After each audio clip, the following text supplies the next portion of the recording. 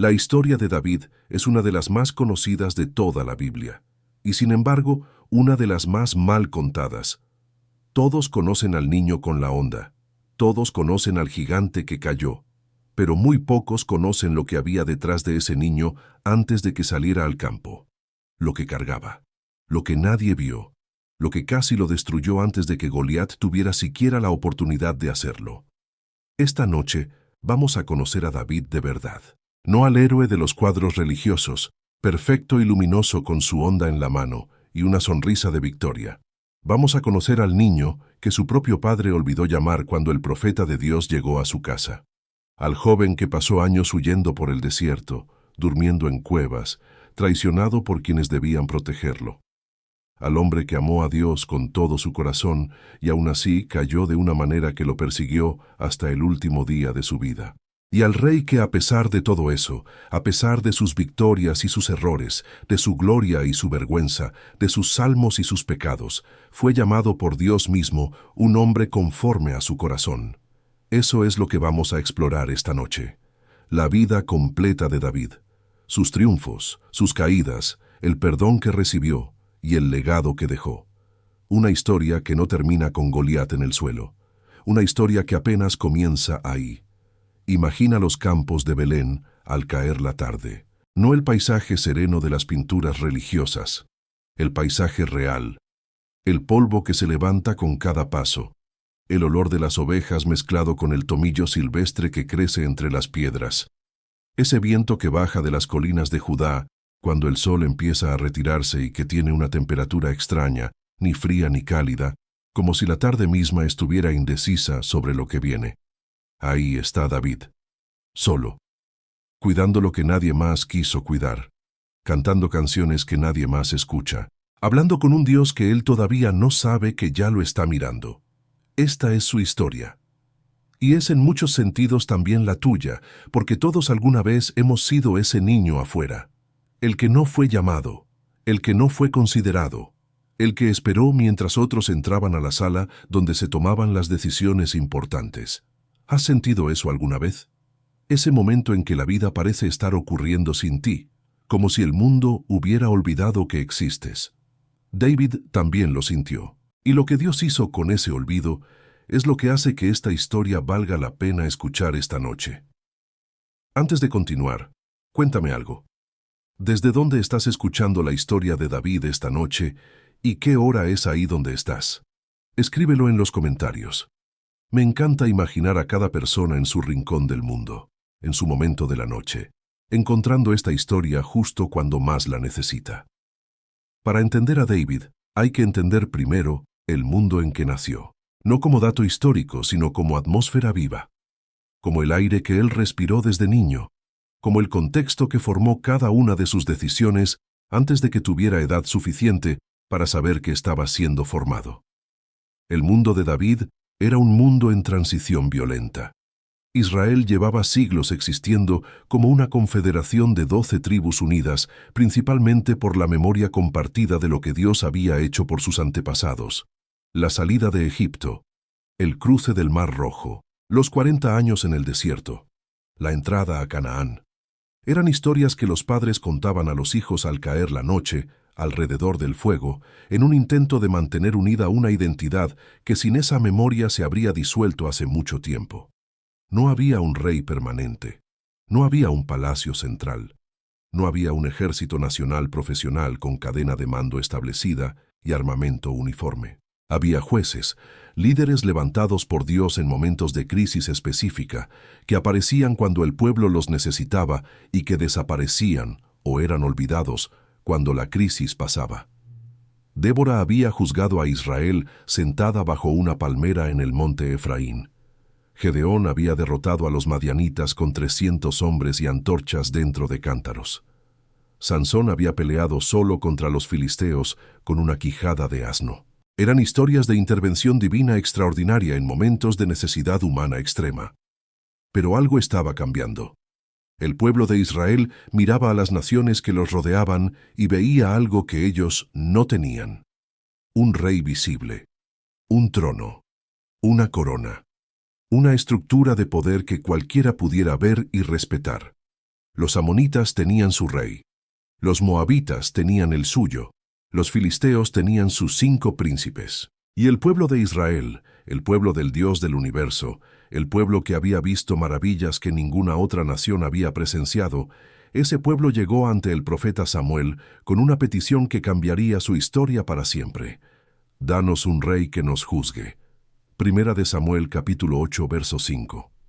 Samuel lo tomó como un rechazo personal, pero Dios le habló con una claridad que duele en su honestidad.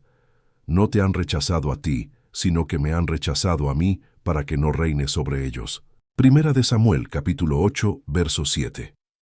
Y luego, con esa mezcla de amor y tristeza que atraviesa tantos momentos de la relación entre Dios y su pueblo en el Antiguo Testamento, Dios les dio lo que pedían, con una advertencia clara sobre lo que eso significaría, con la descripción detallada de todo lo que un rey les tomaría, sus hijos para sus ejércitos, sus hijas para sus cocinas, sus campos, sus viñas, sus olivares, la 10ª parte de todo lo que tenían. Y con la promesa de que cuando ese día llegara y clamaran a Dios por causa del rey que ellos mismos habían escogido, Dios no les respondería. El pueblo insistió, y Dios les dio a Saúl. Saúl de la tribu de Benjamín era exactamente el tipo de rey que el ojo humano habría diseñado si hubiera tenido la oportunidad. Alto, el texto dice que era una cabeza más alto que cualquier otro del pueblo. Apuesto. Impresionante a la vista.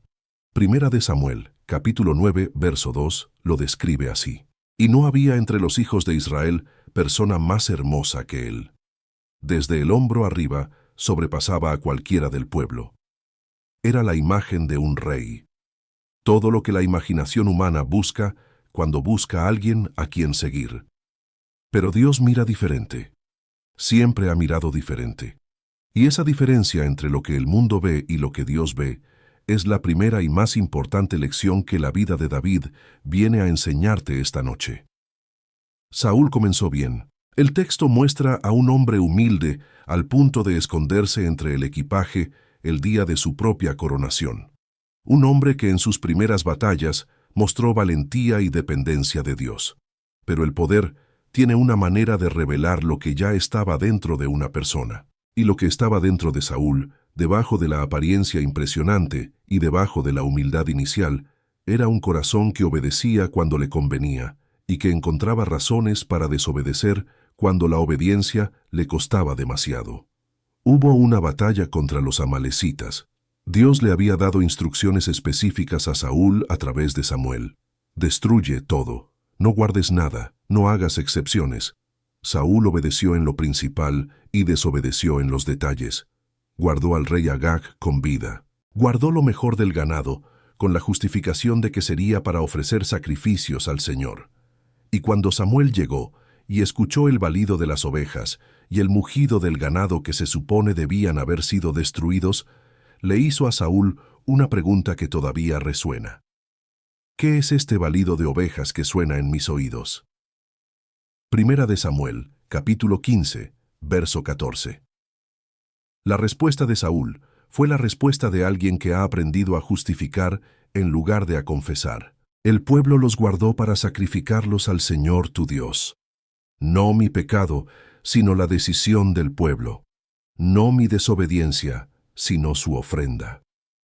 Y Samuel le dijo algo que David escucharía toda su vida, porque formaba parte de la memoria colectiva de Israel.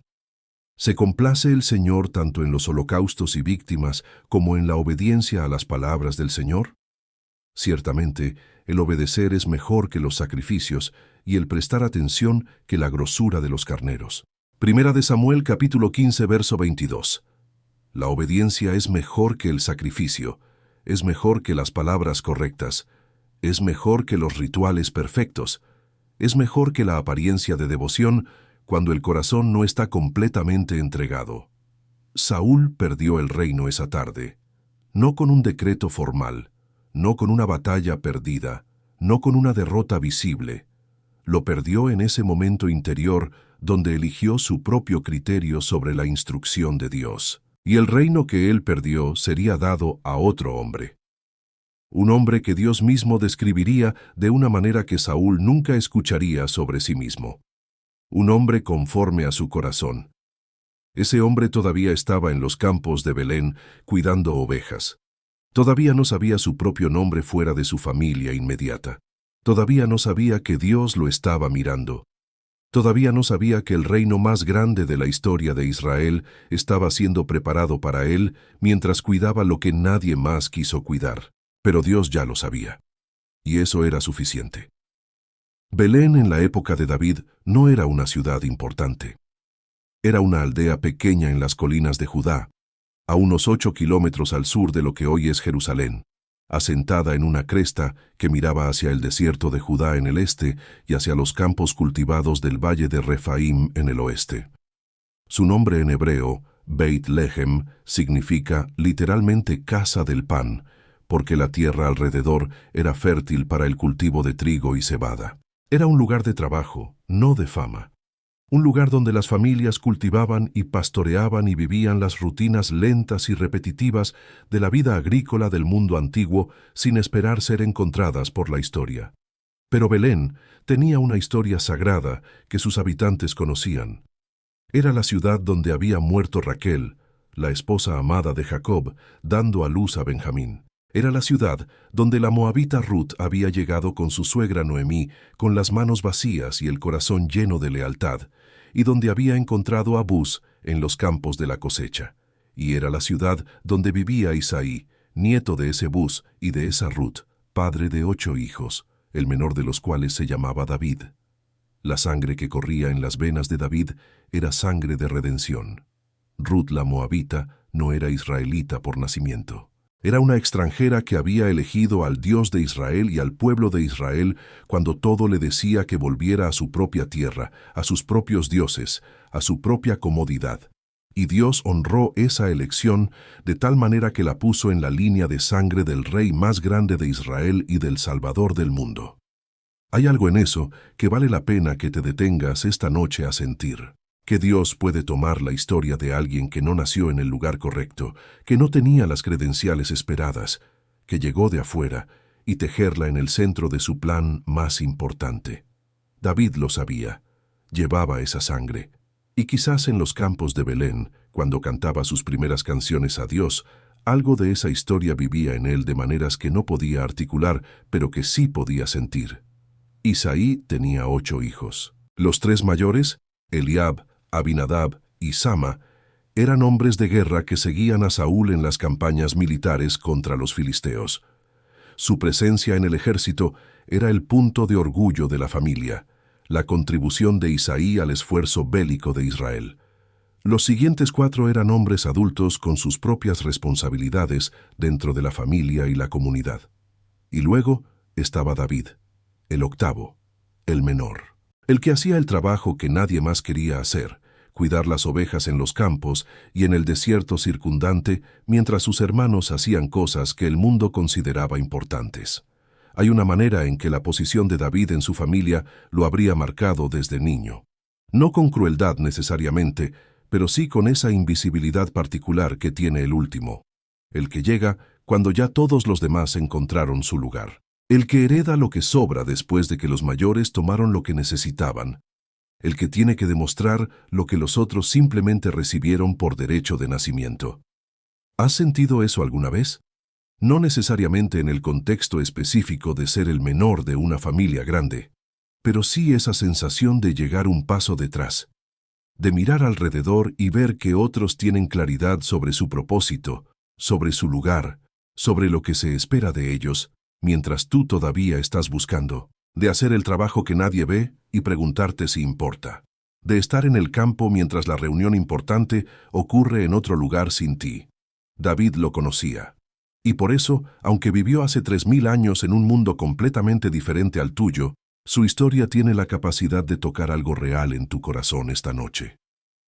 Los campos donde David pastoreaba no eran suaves ni seguros.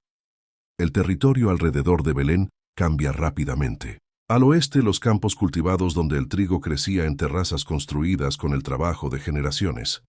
Pero al este la tierra se endurece. Las colinas se vuelven más áridas y pedregosas a medida que bajan hacia el desierto de Judá. Ese desierto donde la vegetación desaparece casi completamente. donde las rocas toman colores extraños bajo el sol, donde los barrancos profundos crean sombras que no coinciden con ninguna hora del día, y donde los depredadores esperan en las grietas y entre las piedras con una paciencia que solo tienen los animales que han aprendido a vivir en la escasez.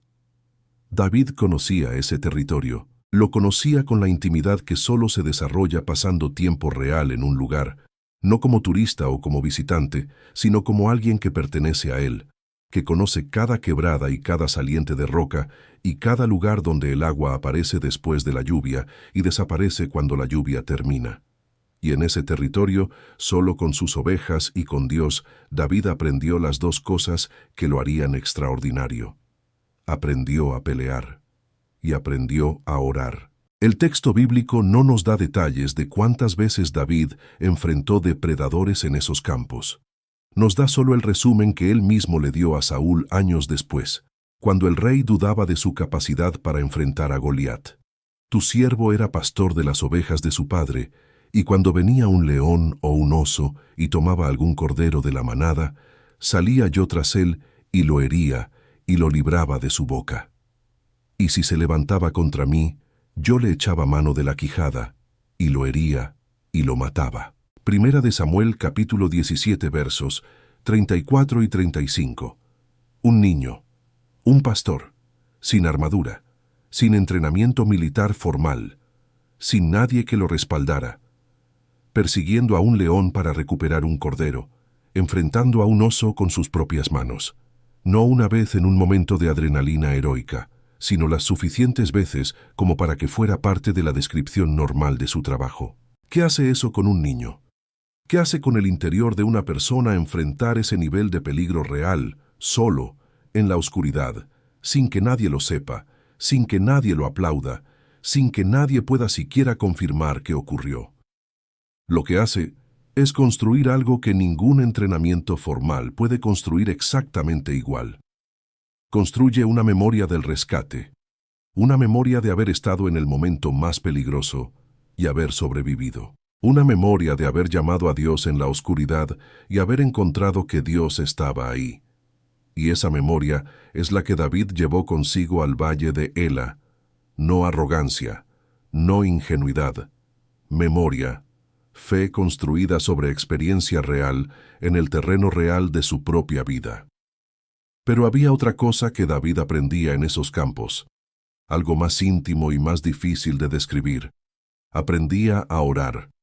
Aprendía a hablarle a Dios como se le habla a alguien que está presente y que escucha, no con la formalidad de los rituales del tabernáculo que él conocía, pero que estaban en otro lugar.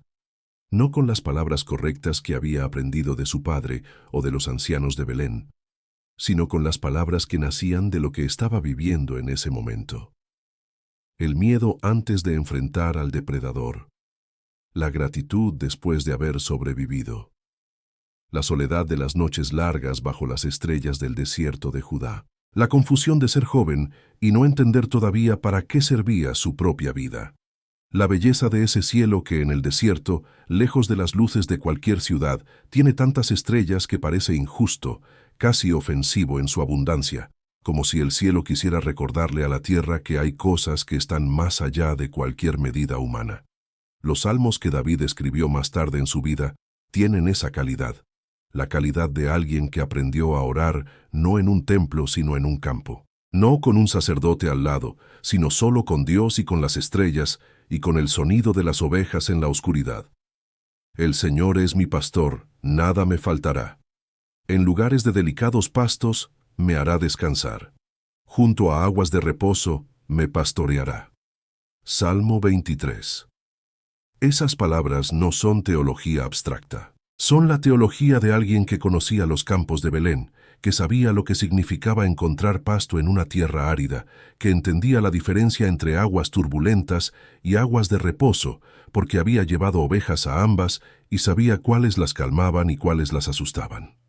David aprendió a conocer a Dios como pastor porque él mismo fue pastor, y esa experiencia fue la universidad donde Dios lo preparó para todo lo que vendría después. Y lo que pasó después, nadie lo vio venir de esa manera.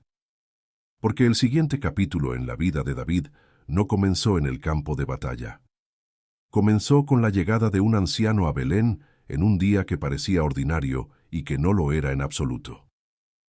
El día que cambió todo comenzó de una manera que David no pudo haber anticipado. El profeta Samuel, el hombre más respetado de Israel, el hombre que había ungido al propio Saúl como primer rey de la nación, llegó a Belén con un cuerno de aceite y con una instrucción de Dios que llevaba en el corazón como si fuera una brasa. La llegada de Samuel a cualquier ciudad era un evento que producía tanto reverencia como inquietud. El texto dice que cuando llegó a Belén, los ancianos de la ciudad salieron a recibirlo temblando y le preguntaron, ¿es tu venida en paz? Primera de Samuel, capítulo 16, verso 4. Es una pregunta que dice mucho sobre quién era Samuel en la imaginación colectiva de Israel. Su presencia en una ciudad significaba que algo importante, algo que podía cambiar el destino de las personas, estaba a punto de ocurrir. Y los ancianos de Belén no sabían si ese cambio sería bueno o terrible. Samuel los tranquilizó. Dijo que venía a ofrecer un sacrificio al Señor y que santificaran a Isaí y a sus hijos para que asistieran.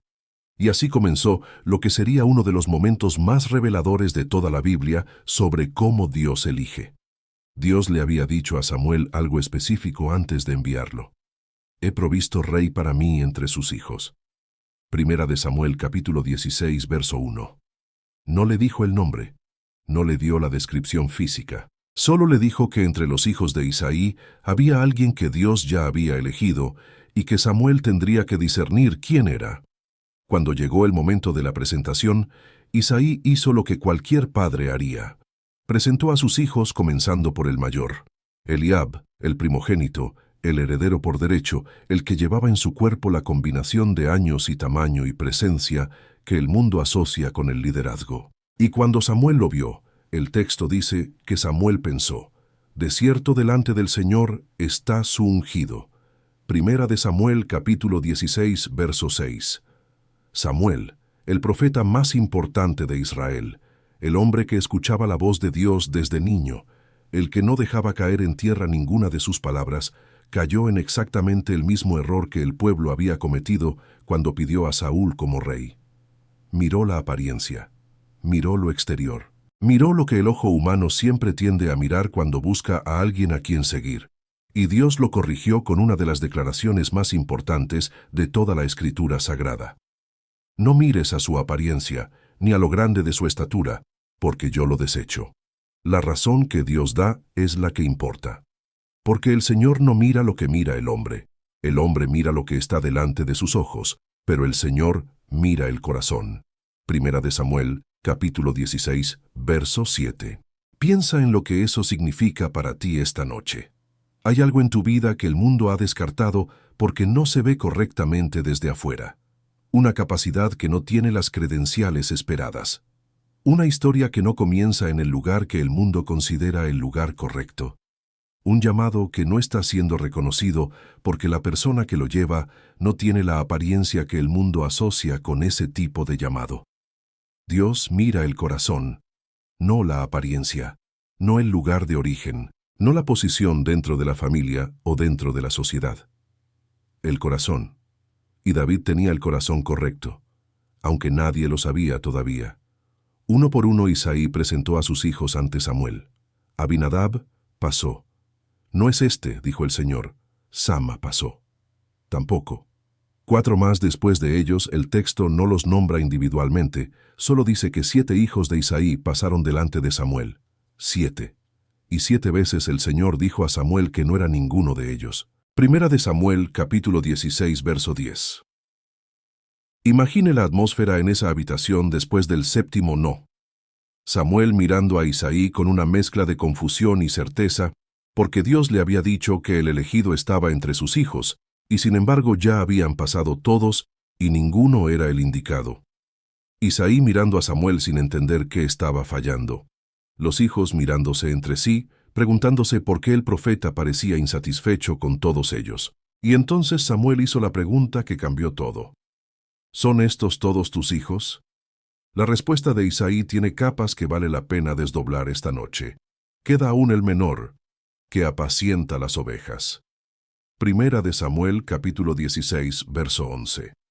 En el idioma hebreo original, la palabra que se usa para menor en este contexto puede también traducirse como el más pequeño, el más joven, el insignificante. Isaí no lo incluyó en la lista de los posibles no porque lo hubiera olvidado en sentido práctico, sino porque en su imaginación de padre no cabía en esa categoría.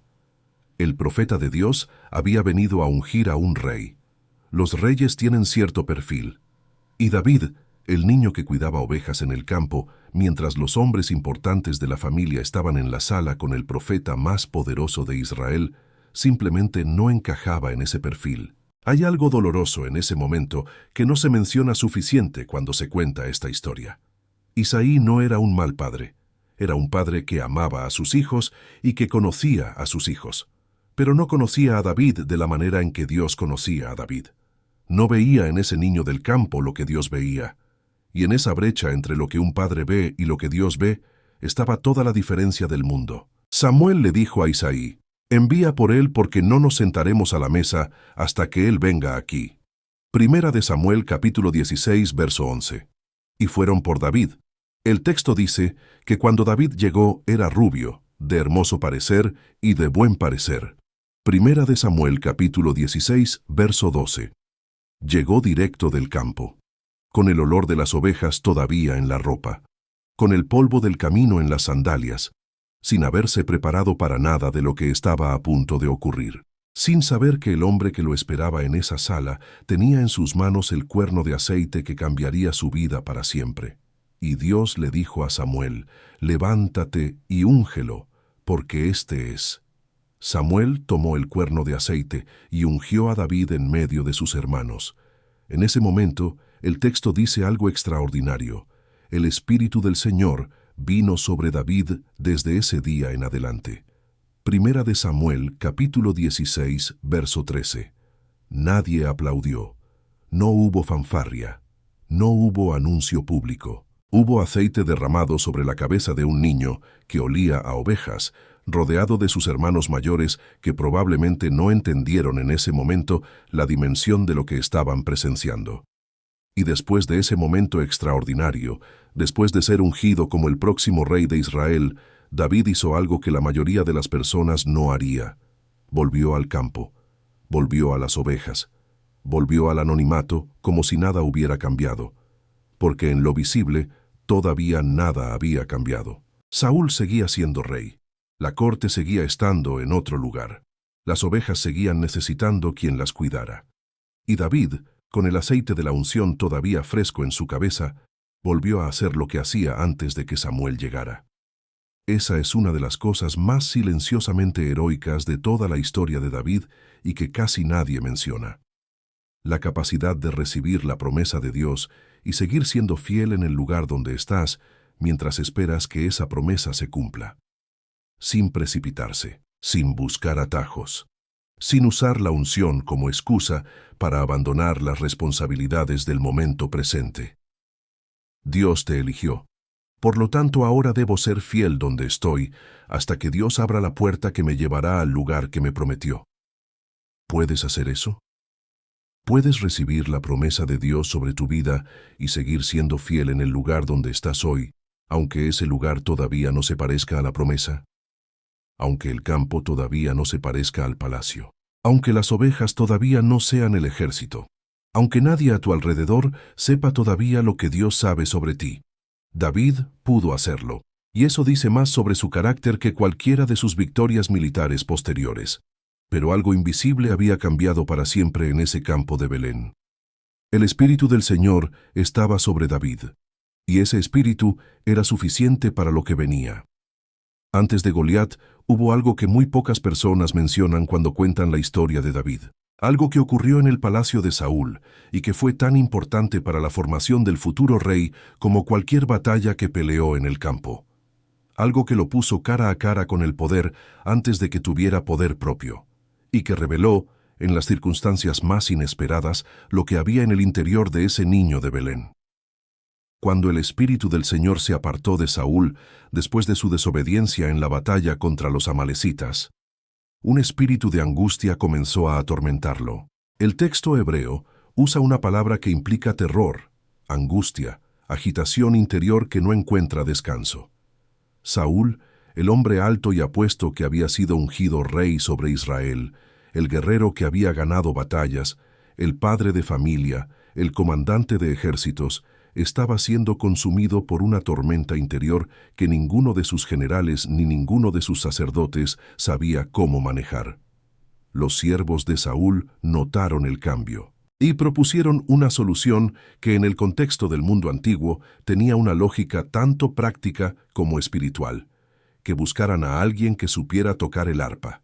La música en el mundo bíblico no era solo entretenimiento, era una herramienta espiritual, una manera de crear un espacio donde el espíritu humano pudiera encontrar paz, donde las tormentas internas pudieran calmarse, donde lo que estaba agitado pudiera volver a un estado de reposo. El rey David mismo lo entendería profundamente años después, cuando escribiría salmos que la humanidad ha usado como oración durante 3 milenios. Uno de los siervos de Saúl mencionó un nombre. He aquí yo he visto a un hijo de Isaí de Belén que sabe tocar, y es valiente y vigoroso y hombre de guerra, prudente en sus palabras y de hermoso parecer, y el Señor está con él.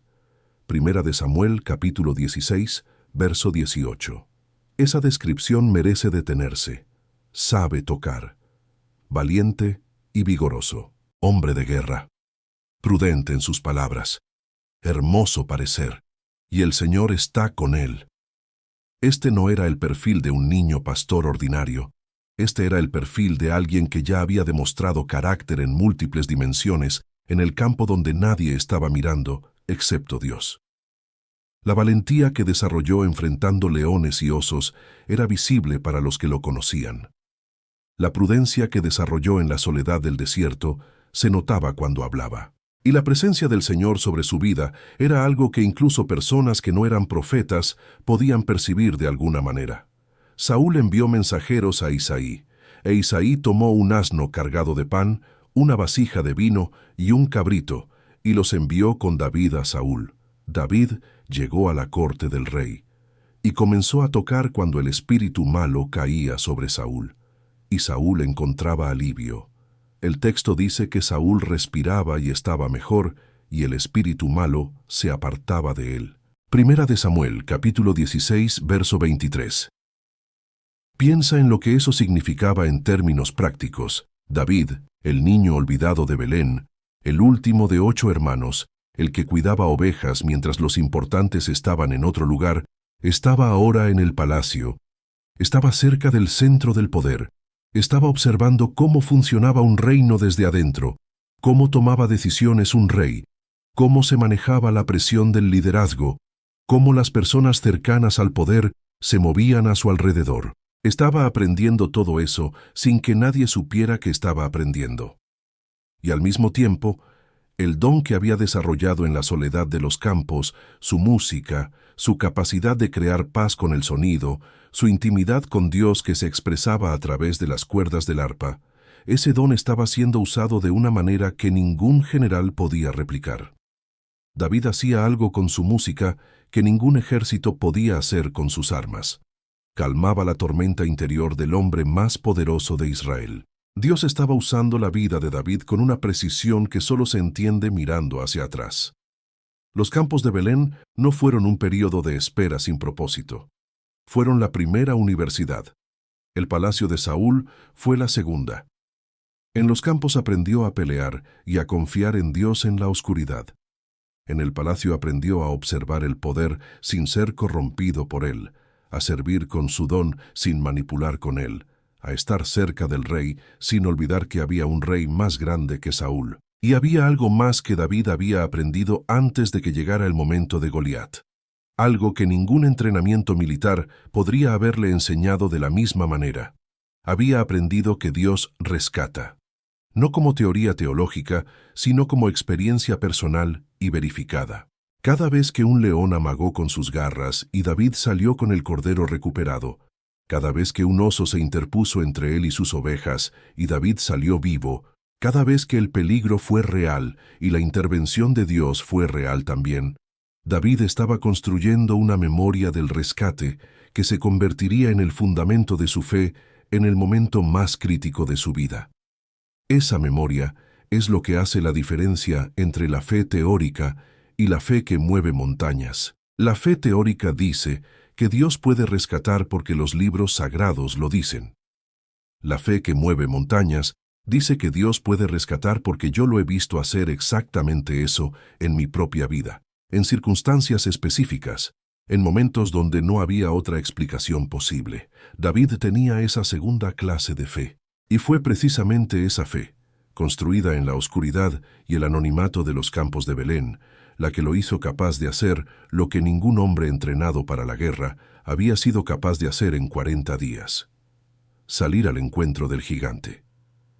Para entender completamente lo que ocurrió en el valle de Ela, hay que entender primero quiénes eran los filisteos y por qué representaban el tipo de amenaza que paralizó a todo un ejército de Israel durante 40 días seguidos. Los filisteos no eran una tribu local que había crecido en Canaán.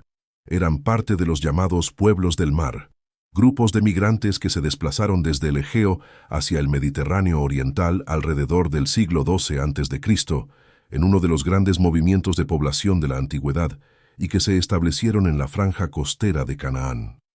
Llevaban consigo tecnología, cultura y organización militar que las poblaciones locales no tenían. Se asentaron en 5 ciudades principales: Gaza, Ascalón, Asdod, Ecrón y Gat, cada una gobernada por su propio príncipe y conectadas entre sí por alianzas políticas y militares que las hacían extraordinariamente efectivas como conjunto. La ventaja tecnológica de los filisteos sobre Israel en esa época era comparable en términos modernos a la diferencia entre un ejército con artillería y uno sin ella. Los filisteos habían dominado la metalurgia del hierro, el metal más duro y más efectivo para las armas de guerra disponibles en ese momento de la historia. Israel dependía todavía en gran medida del bronce, más blando, más fácil de trabajar, pero inferior en dureza y filo. El texto bíblico en 1 Samuel capítulo 13 dice que no se hallaba herrero en toda la tierra de Israel, porque los filisteos habían dicho que los hebreos no hicieran espadas o lanzas. Los israelitas tenían que bajar donde los filisteos para afilar sus herramientas agrícolas, sus azadones, sus hachas, sus hoces. La dependencia tecnológica era tan profunda que había convertido a Israel en un pueblo que no podía ni siquiera afilar sus propias herramientas sin depender del enemigo.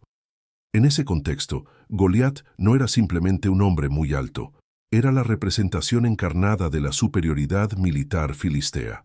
Su armadura era la tecnología bélica más avanzada de su tiempo. El texto la describe con una especificidad que tiene el sabor de un testimonio ocular. Casco de bronce. Coraza de escamas de bronce que pesaba 5.000 siclos, aproximadamente 57 kilogramos de metal sobre el cuerpo, más pesada que la mayoría de los hombres que la enfrentarían. Grebas de bronce en las piernas, escudo de bronce, una jabalina de bronce entre los hombros, y el asta de su lanza como el rodillo de un telar, con una punta de hierro que pesaba 600 siclos, casi 7 kilogramos solo de punta. 1 Samuel, capítulo 17, versos 4 al 7. Este hombre era una fortaleza con pies, un sistema de armas completo en cuerpo humano, y llevaba con él un escudero cuyo único trabajo era cargar el enorme escudo que lo protegía cuando avanzaba hacia el enemigo. Y cada mañana y cada tarde durante 40 días, este hombre salía de entre las líneas filisteas y gritaba su desafío hacia el ejército de Israel. 40 días. Piensa en eso, no en abstracto, sino en términos concretos de lo que significa para la psicología de un ejército escuchar la misma voz amenazante 2 veces al día durante 40 días. El primer día produce miedo. El quinto produce desesperanza. El 10º produce una clase de parálisis donde la mente ya ha procesado todas las posibilidades y ha llegado a la conclusión de que ninguna de ellas funciona.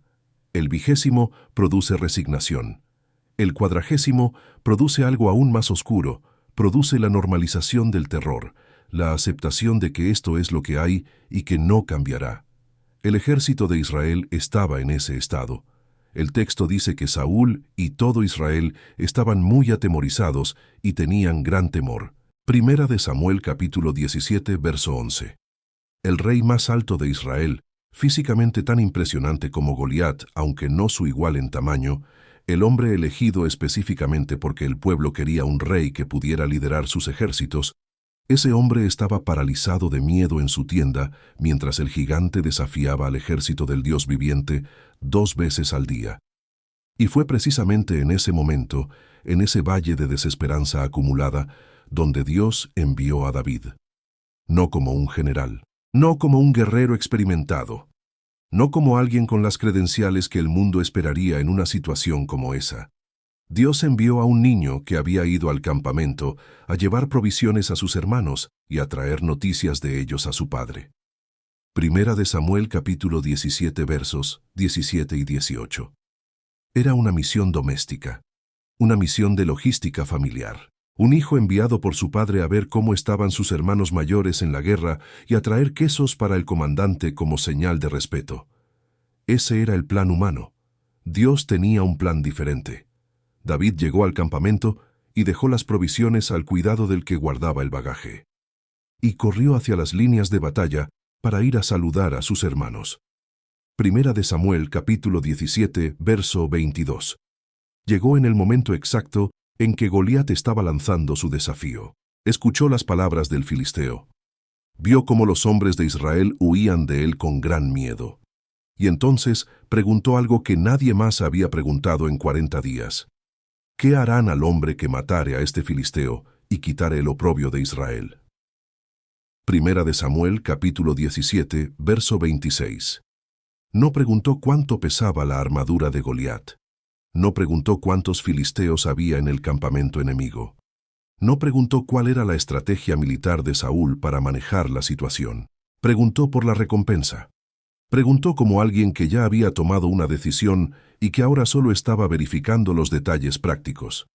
Y añadió algo que revela exactamente qué tipo de hombre era. ¿Quién es este filisteo incircunciso para que provoque a los ejércitos del Dios viviente? Primera de Samuel capítulo 17, verso 26. Todos estaban mirando a Goliat. David estaba mirando a Dios. Esa diferencia de perspectiva lo es todo. Pero fíjate en esto, porque aquí está algo que la mayoría de las personas pasan por alto. La primera reacción ante la pregunta de David no fue de alivio ni de esperanza. Fue de irritación. Su hermano mayor Eliab, el mismo que Samuel había mirado primero y que Dios había rechazado, lo escuchó preguntando y se encendió de ira. ¿Para qué has descendido acá? Primera de Samuel capítulo 17, verso 28.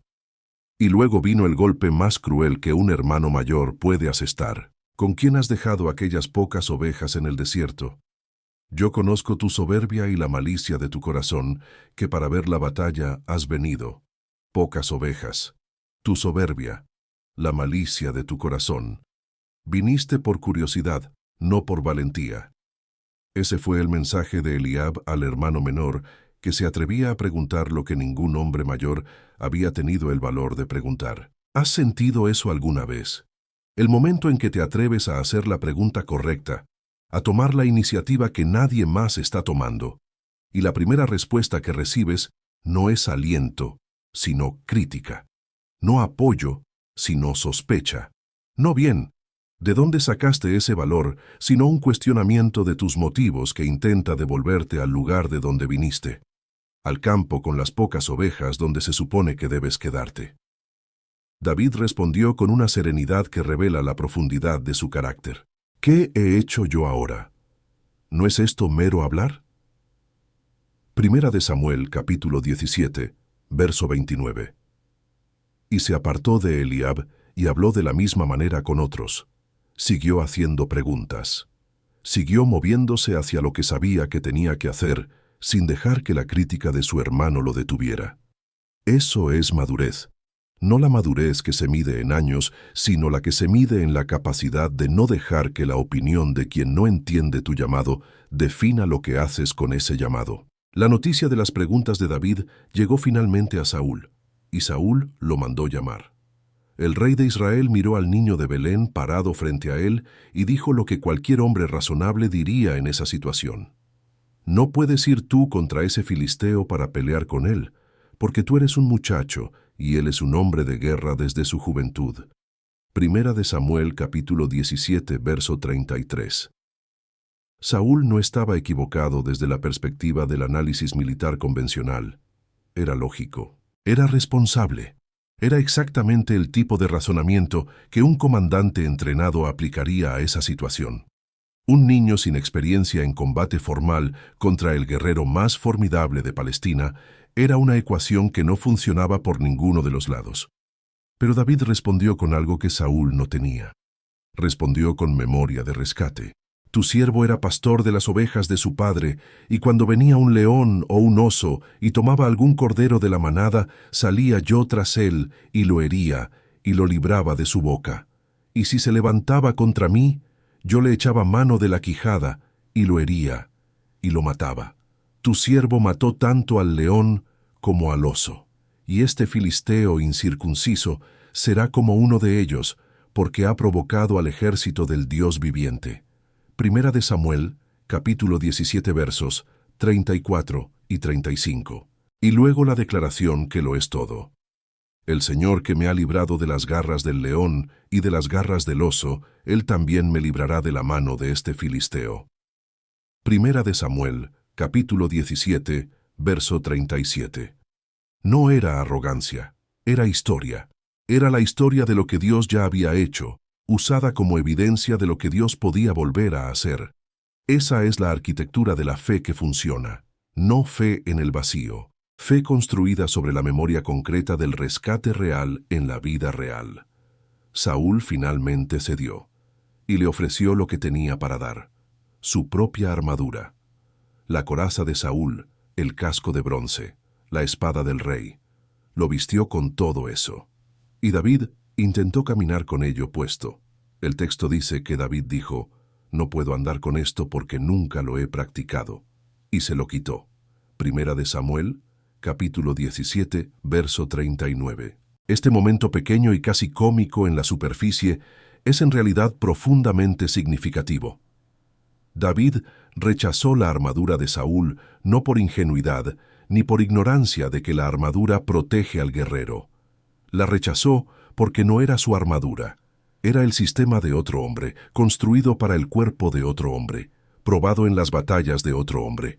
Si salía al campo con esa armadura, saldría con los límites de Saúl también, con su peso, con su incomodidad, con la desventaja de usar algo que no era suyo, y que por lo tanto le quitaría la agilidad que era su mayor ventaja.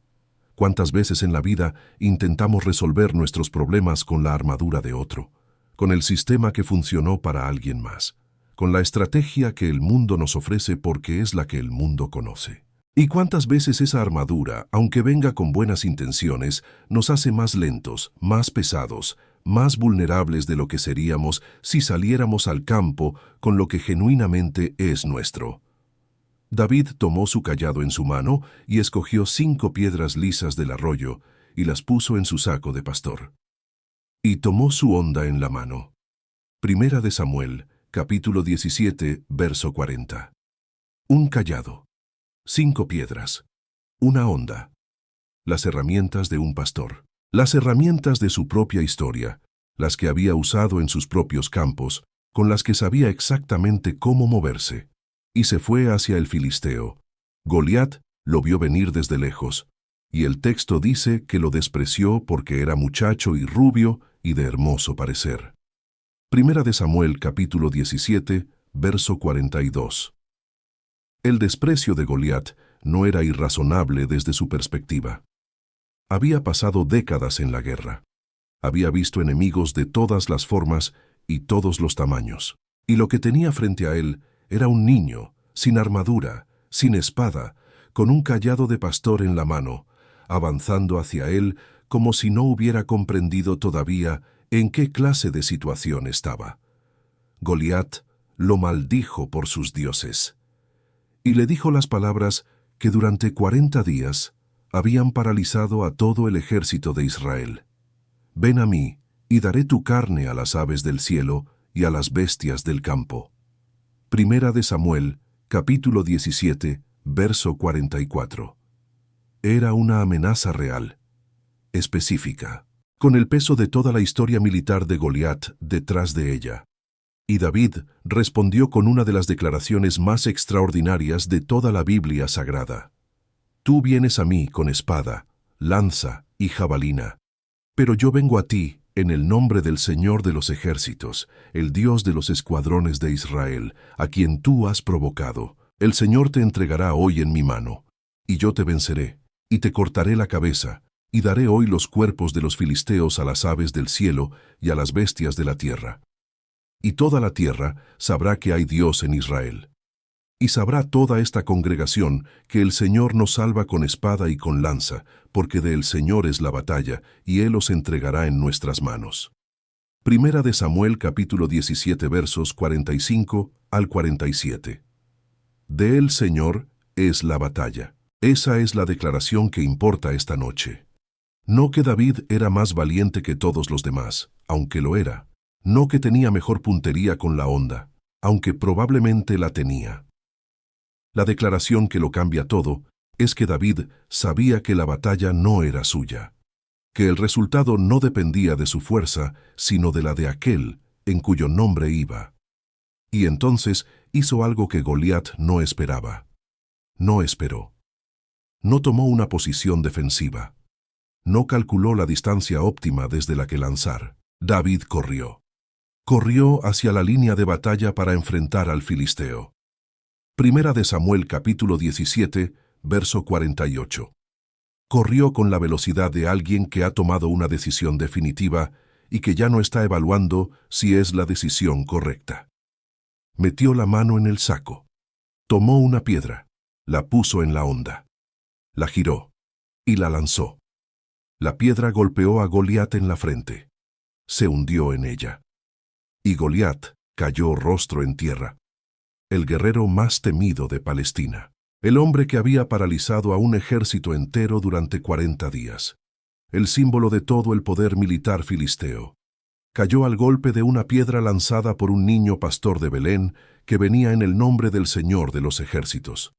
David corrió y se paró sobre el filisteo, y tomando la espada de Goliat, la única espada que había en ese campo, la espada del propio gigante, lo mató y le cortó la cabeza con ella. Primera de Samuel capítulo 17, verso 51.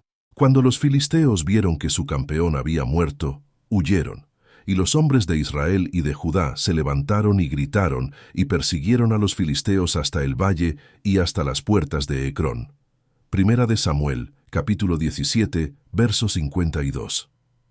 El ejército que durante 40 días había estado paralizado por el miedo se levantó con una velocidad y una fuerza que ningún general podría haber ordenado.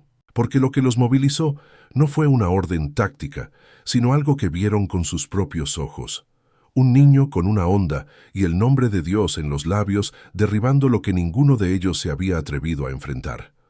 Ese día el valle de Ela dejó de ser el escenario del miedo de Israel y se convirtió en el escenario de su victoria más improbable. Y en el centro de esa victoria, de pie sobre el cuerpo del gigante, estaba el niño olvidado de Belén que había aprendido a confiar en Dios en la oscuridad antes de aprender a vencer gigantes en la luz del día. Pero fíjate en esto, y esto es lo que la mayoría de las personas nunca notan cuando leen esta historia. Esa victoria fue el comienzo de algo mucho más complicado, porque las victorias más grandes no siempre abren puertas tranquilas, a veces abren puertas a tormentas que nunca anticipaste. Y lo que vino después de Goliat fue más difícil, en muchos sentidos, que Goliat mismo. Después de la victoria en el valle de Ela, algo cambió en Israel que no podía volver a su estado anterior. El nombre de David había cruzado de los campos de Belén a la imaginación colectiva de todo el pueblo. Las mujeres salían a celebrar cuando los ejércitos regresaban y cantaban una canción que se haría famosa en todo el reino, repetida en las ciudades de Judá e Israel como un estribillo de alegría popular. Saúl mató a sus 1000 y David a sus 10.000.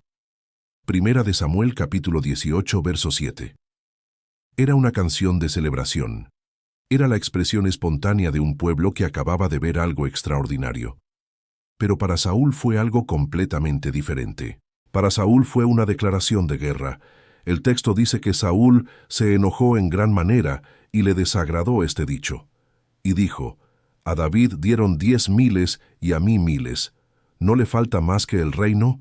Primera de Samuel, capítulo 18, verso 8.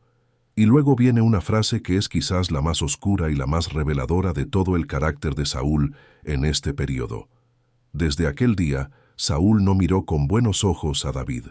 Primera de Samuel, capítulo 18, verso 9. Los celos son una de las fuerzas más destructivas que pueden instalarse en el corazón humano. Pero los celos del poder son los más peligrosos de todos, porque los celos ordinarios destruyen relaciones. Los celos del poder destruyen reinos y destruyen vidas. Saúl había comenzado como un hombre que se escondía entre el equipaje el día de su propia coronación. La humildad de sus comienzos era genuina. Pero el poder tiene una manera peculiar de revelar lo que ya estaba dentro de una persona antes de que el poder llegara. Y lo que estaba dentro de Saúl, debajo de la apariencia y debajo de la humildad inicial, era un corazón que no había aprendido a sostener la bendición de Dios con manos abiertas. La diferencia entre Saúl y David en este punto es la diferencia entre dos tipos de relación con Dios que siguen siendo igualmente relevantes hoy. Saúl servía a Dios cuando le convenía y encontraba razones teológicas para desobedecer cuando la obediencia le costaba demasiado. David servía a Dios incluso cuando no le convenía, incluso cuando la obediencia lo costaba todo, incluso cuando la única lógica que sostenía sus decisiones era la de la fe. Al día siguiente de ese cambio en el corazón de Saúl, un espíritu malo de parte de Dios tomó a Saúl y él deliraba en medio de la casa. David tocaba el arpa como en los otros días, y Saúl tenía una lanza en la mano, y la arrojó, diciendo, clavaré a David en la pared, pero David lo evitó 2 veces. Primera de Samuel, capítulo 18, versos 10 y 11.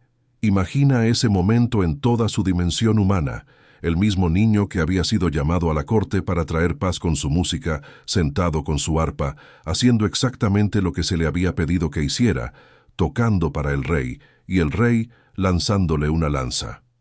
No por un malentendido, no en un momento de confusión, con la intención de clavarla en la pared atravesando el cuerpo de David.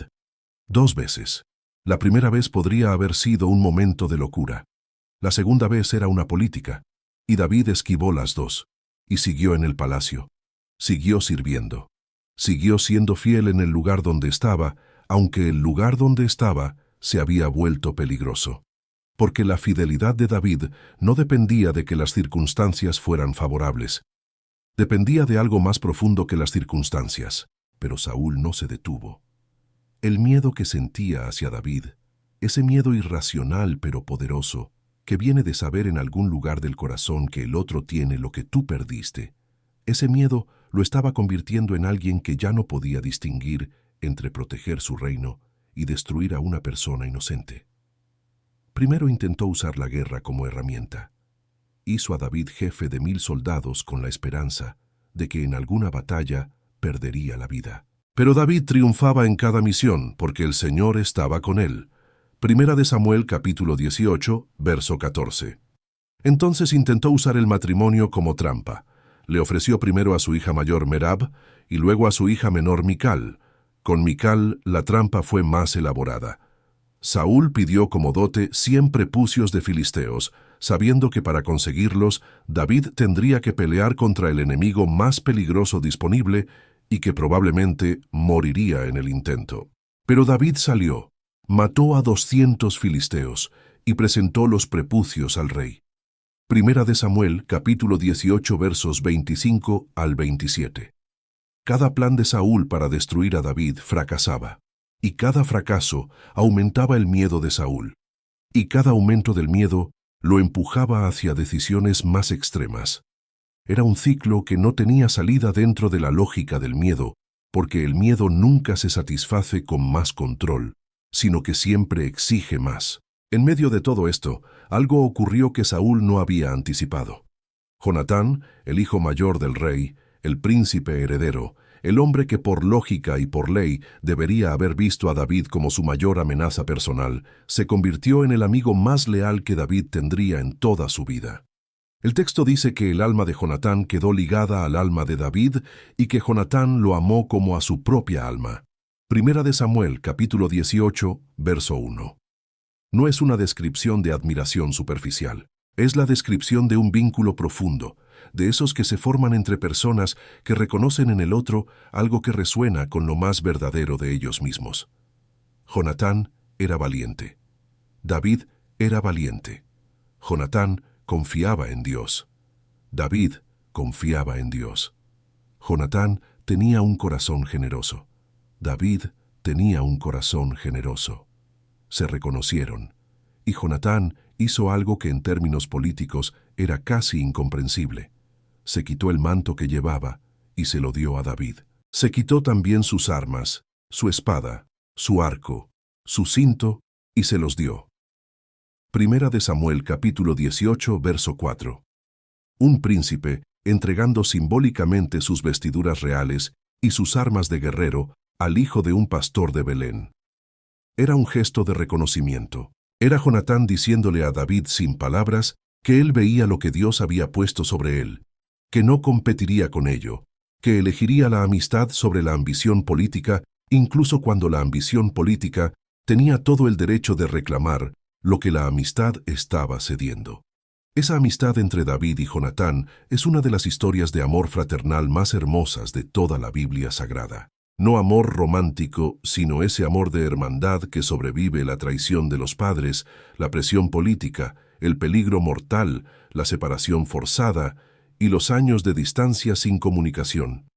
El tipo de amor que dice, no importa lo que el mundo haga entre tú y yo sigo siendo tu aliado. No importa lo que mi padre trame contra ti, yo te avisaré. No importa lo que me cueste elegirte, te elijo. Jonatán medió entre David y su padre en varias ocasiones, convenciendo a Saúl temporalmente de que David no era su enemigo. Primera de Samuel, capítulo 19, versos 4 y 5, registra esa mediación.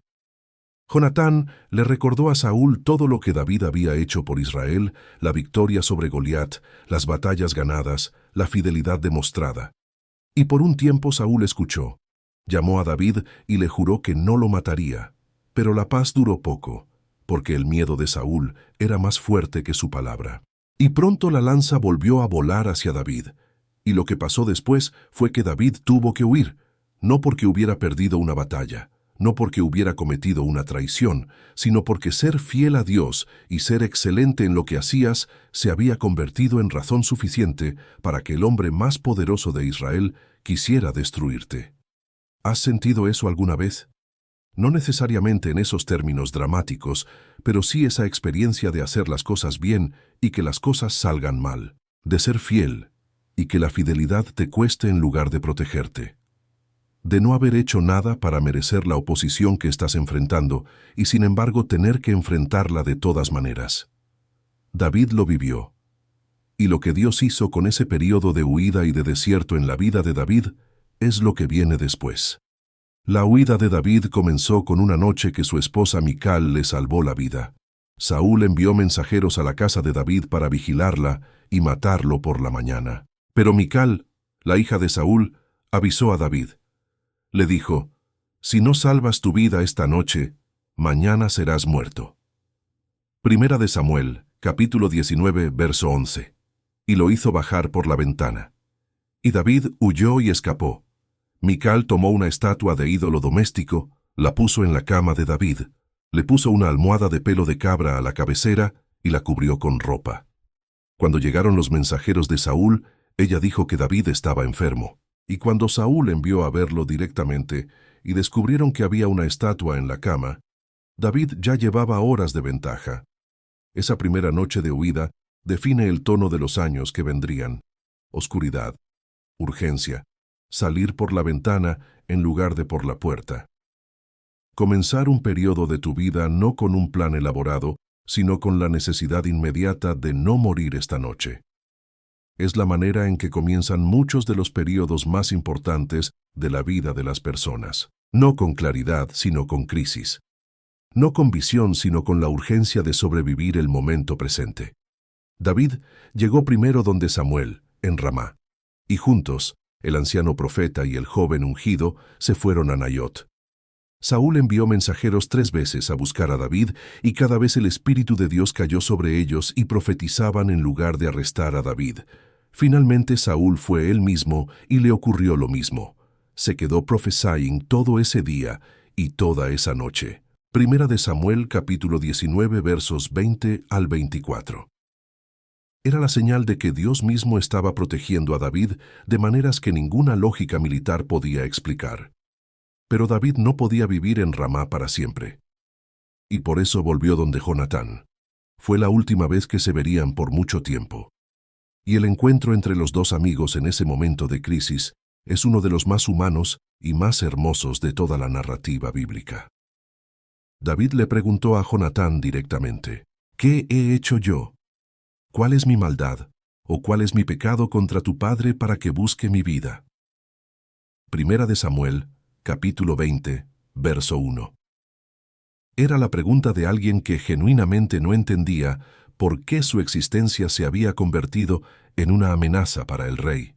Era la pregunta de alguien que había hecho todo lo que se esperaba de él y que aún así se encontraba huyendo por su vida. Jonatán y David hicieron un plan para verificar las intenciones reales de Saúl. Y cuando quedó confirmado que Saúl efectivamente quería matar a David, Jonatán le dio aviso con la señal acordada de las flechas. Entonces David salió de su escondite, el lado del sur, y se postró 3 veces. Y se besaron el uno al otro, y lloraron el uno con el otro, aunque David lloró más.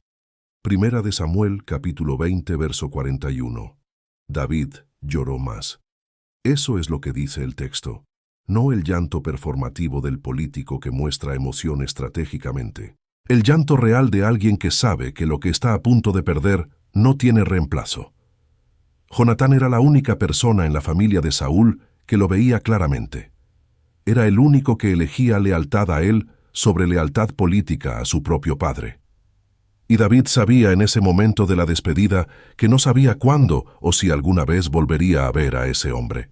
Jonatán le dijo: «Vete en paz, porque ambos hemos jurado en el nombre del Señor, diciendo: El Señor sea entre tú y yo, entre tu descendencia y mi descendencia para siempre». Primera de Samuel capítulo 20, verso 42. Y él se fue, y David huyó hacia el desierto. El período de huida de David duró aproximadamente 1 década. 10 años de vivir como fugitivo en la tierra que Dios le había prometido dar. 10 años de moverse de un lugar a otro, de dormir en cuevas, de no saber el día siguiente con certeza, de confiar en la provisión de Dios en circunstancias donde la provisión no tenía una lógica visible. En ese tiempo David vivió en Adulam, en el bosque de Jaret, en Mispa de Moab, donde dejó a sus padres bajo la protección del rey de Moab, en el desierto de Sif, en el desierto de Maón, en las peñas de Engadi, en Gat bajo la protección aparente del rey filisteo Aquis, en Siclag donde vivió durante 1 año y 4 meses. Un mapa de la vida de David en ese período sería un mapa de la geografía del sufrimiento, de las grietas y los desiertos y las cuevas donde las personas van cuando el mundo donde vivían ya no es seguro para ellas. Y en cada uno de esos lugares, David no solo sobrevivió, creció. Se convirtió en líder de una manera que ninguna escuela de liderazgo podría haber enseñado. Porque el liderazgo que se desarrolla en la crisis tiene una profundidad y una autenticidad que el liderazgo en tiempo de paz no puede replicar completamente. Alrededor de él se fueron acumulando personas. El texto dice que todo aquel que estaba en apuros, todo el que tenía alguna deuda y todo el que estaba descontento, se juntó con él. Primera de Samuel, capítulo 22, verso 2. 400 hombres al principio, 600 más adelante. No eran los mejores soldados de Israel, no eran los más entrenados ni los más establecidos. Eran los marginados, los que la sociedad había dejado de lado, los que tenían problemas que el sistema no había resuelto. Y David los tomó y los convirtió en algo. Les dio dirección. Les dio propósito. Les enseñó a pelear no solo con las armas, sino con el corazón. Se convirtió en su capitán. Primera de Samuel, capítulo 22, verso 2. Y esos hombres, Esos 400 marginados que se habían unido a un fugitivo en el desierto, eventualmente se convertirían en los guerreros más leales y más formidables de Israel. Hombres cuyas hazañas individuales llenarían páginas de las crónicas militares de la nación. Dios tenía un ejército que preparar, y lo estaba preparando en el lugar más improbable, alrededor del hombre más inesperado, con los materiales que el mundo había descartado. Hay algo en ese patrón que habla directamente a esta noche. Los períodos de tu vida que se sienten como desierto, como huida, como anonimato forzado y espera sin fecha de vencimiento, esos períodos no son paréntesis en tu historia, son capítulos. Son el lugar donde Dios prepara tanto a la persona que eres, como al ejército de personas y circunstancias que necesitarás para lo que viene. David no desperdició el desierto, lo usó. Y la manera en que lo usó es lo que convirtió al fugitivo en rey. Y Dios estaba viendo cada segundo de lo que pasaba, cada cueva, cada noche sin dormir, cada momento donde la espera parecía demasiado larga y el propósito demasiado lejano. Dios no había abandonado a David en el desierto. Estaba presente en cada uno de esos lugares con una fidelidad que no dependía de si David podía sentirla en ese momento. Hubo dos momentos en ese periodo del desierto que definen el carácter de David de una manera que ninguna victoria en el campo de batalla podría definirlo. Dos momentos donde David tuvo exactamente lo que necesitaba para resolver su problema por sus propios medios, y dos veces eligió no hacerlo. El primero fue en una cueva en Engadi. Saúl había tomado 3,000 hombres escogidos de todo Israel y había salido a buscar a David y a sus hombres por las peñas de los Íbices. Primera de Samuel, capítulo 24, verso 2. Y en el camino, Saúl entró en una cueva para hacer sus necesidades. La misma cueva donde David y sus hombres estaban escondidos en el fondo. Los hombres de David lo susurraron de inmediato. Esta es la señal. Hoy el Señor te entrega a tu enemigo en tu mano. Haz con él lo que bien te parezca. Primera de Samuel, capítulo 24, verso 4. Era el argumento más sólido posible desde la perspectiva humana. La oportunidad perfecta presentada en el momento perfecto. El hombre que llevaba años intentando matar a David estaba completamente vulnerable a 3 metros de distancia. Un movimiento rápido y todo terminaría. El desierto terminaría. La huida terminaría. La incertidumbre terminaría. David se levantó sigilosamente, avanzó en silencio hacia Saúl y cortó un pedazo del manto del rey. Y entonces ocurrió algo que el texto registra con una brevedad que no disminuye su peso. Le remordió el corazón a David por haber cortado el borde del manto de Saúl. Primera de Samuel, capítulo 24, verso 5. David había cortado solo un trozo de tela, no había tocado al rey, y sin embargo su propia conciencia lo perturbaba por haber llegado siquiera hasta ese punto, por haber extendido la mano, aunque fuera simbólicamente, hacia el ungido del Señor.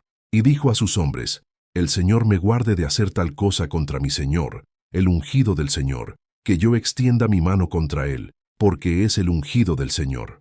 Primera de Samuel, capítulo 24, verso 6. ¿Ves la diferencia entre Saúl y David? Saúl lanzaba lanzas.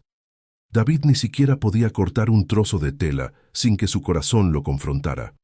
Saúl buscaba destruir a quien percibía como amenaza. David buscaba honrar incluso a quien lo trataba como enemigo. Saúl tomaba decisiones desde el miedo. David tomaba decisiones desde sus valores, incluso cuando esos valores le costaban la oportunidad más conveniente que había tenido en años. Cuando Saúl salió de la cueva, David salió detrás de él y lo llamó desde lejos. Se postró hasta el suelo con su rostro, en el gesto máximo de respeto hacia el rey, y le mostró el trozo del manto, y le habló con una honestidad y una humildad que deben haber impactado incluso al corazón de Saúl en ese momento. «Mira, padre mío, mira el borde de tu manto en mi mano, porque yo corté el borde de tu manto y no te maté. Conoce, pues, y ve que no hay mal ni traición en mi mano, y no he pecado contra ti, aunque tú andas a casa de mi vida para quitármela». Primera de Samuel, capítulo 24, verso 11. El texto dice que Saúl alzó su voz y lloró, y le dijo a David: «Más justo eres tú que yo, que tú me has pagado con bien, y yo te he pagado con mal». Primera de Samuel, capítulo 24, verso 17. En ese momento, en esa cueva de Engadi, la verdad fue tan clara que ni siquiera Saúl pudo negarla. Pero los cambios de corazón que nacen del miedo, en lugar del arrepentimiento genuino, no duran. Y la persecución de Saúl contra David continuó. La segunda oportunidad llegó en el desierto de Sif. David y Abisai entraron de noche en el campamento de Saúl, mientras el rey y todos sus hombres dormían. Se pararon junto a la cabeza de Saúl, donde estaban su lanza clavada en la tierra y la vasija de agua. Abisai le dijo a David: «Hoy ha entregado Dios a tu enemigo en tu mano. Ahora pues, déjame que le hiera con la lanza y lo enclave en la tierra de un solo golpe, y no habrá necesidad de repetirlo». Primera de Samuel, capítulo 26, verso 8. El argumento de Abisai era incluso más sólido que el de los hombres en la cueva de Engadi. Un solo golpe, sin ruido, sin testigos, sin necesidad de que David siquiera pusiera su propia mano en el rey. Podía simplemente no impedirlo, y David respondió: «No lo mates, porque ¿quién extenderá su mano contra el ungido del Señor y será inocente?». Primera de Samuel, capítulo 26, verso 9. 2 veces, 2 oportunidades perfectas. 2 veces David eligió no tomar lo que tenía derecho de tomar, no porque fuera incapaz de hacerlo, sino porque había algo en él que entendía que la manera en que llegas a lo que Dios prometió importa tanto como llegar, que tomar el destino por la fuerza no es lo mismo que recibirlo en el tiempo de Dios, que Dios puede cumplir lo que prometió sin que tengas que destruir a quien parece estar impidiéndolo.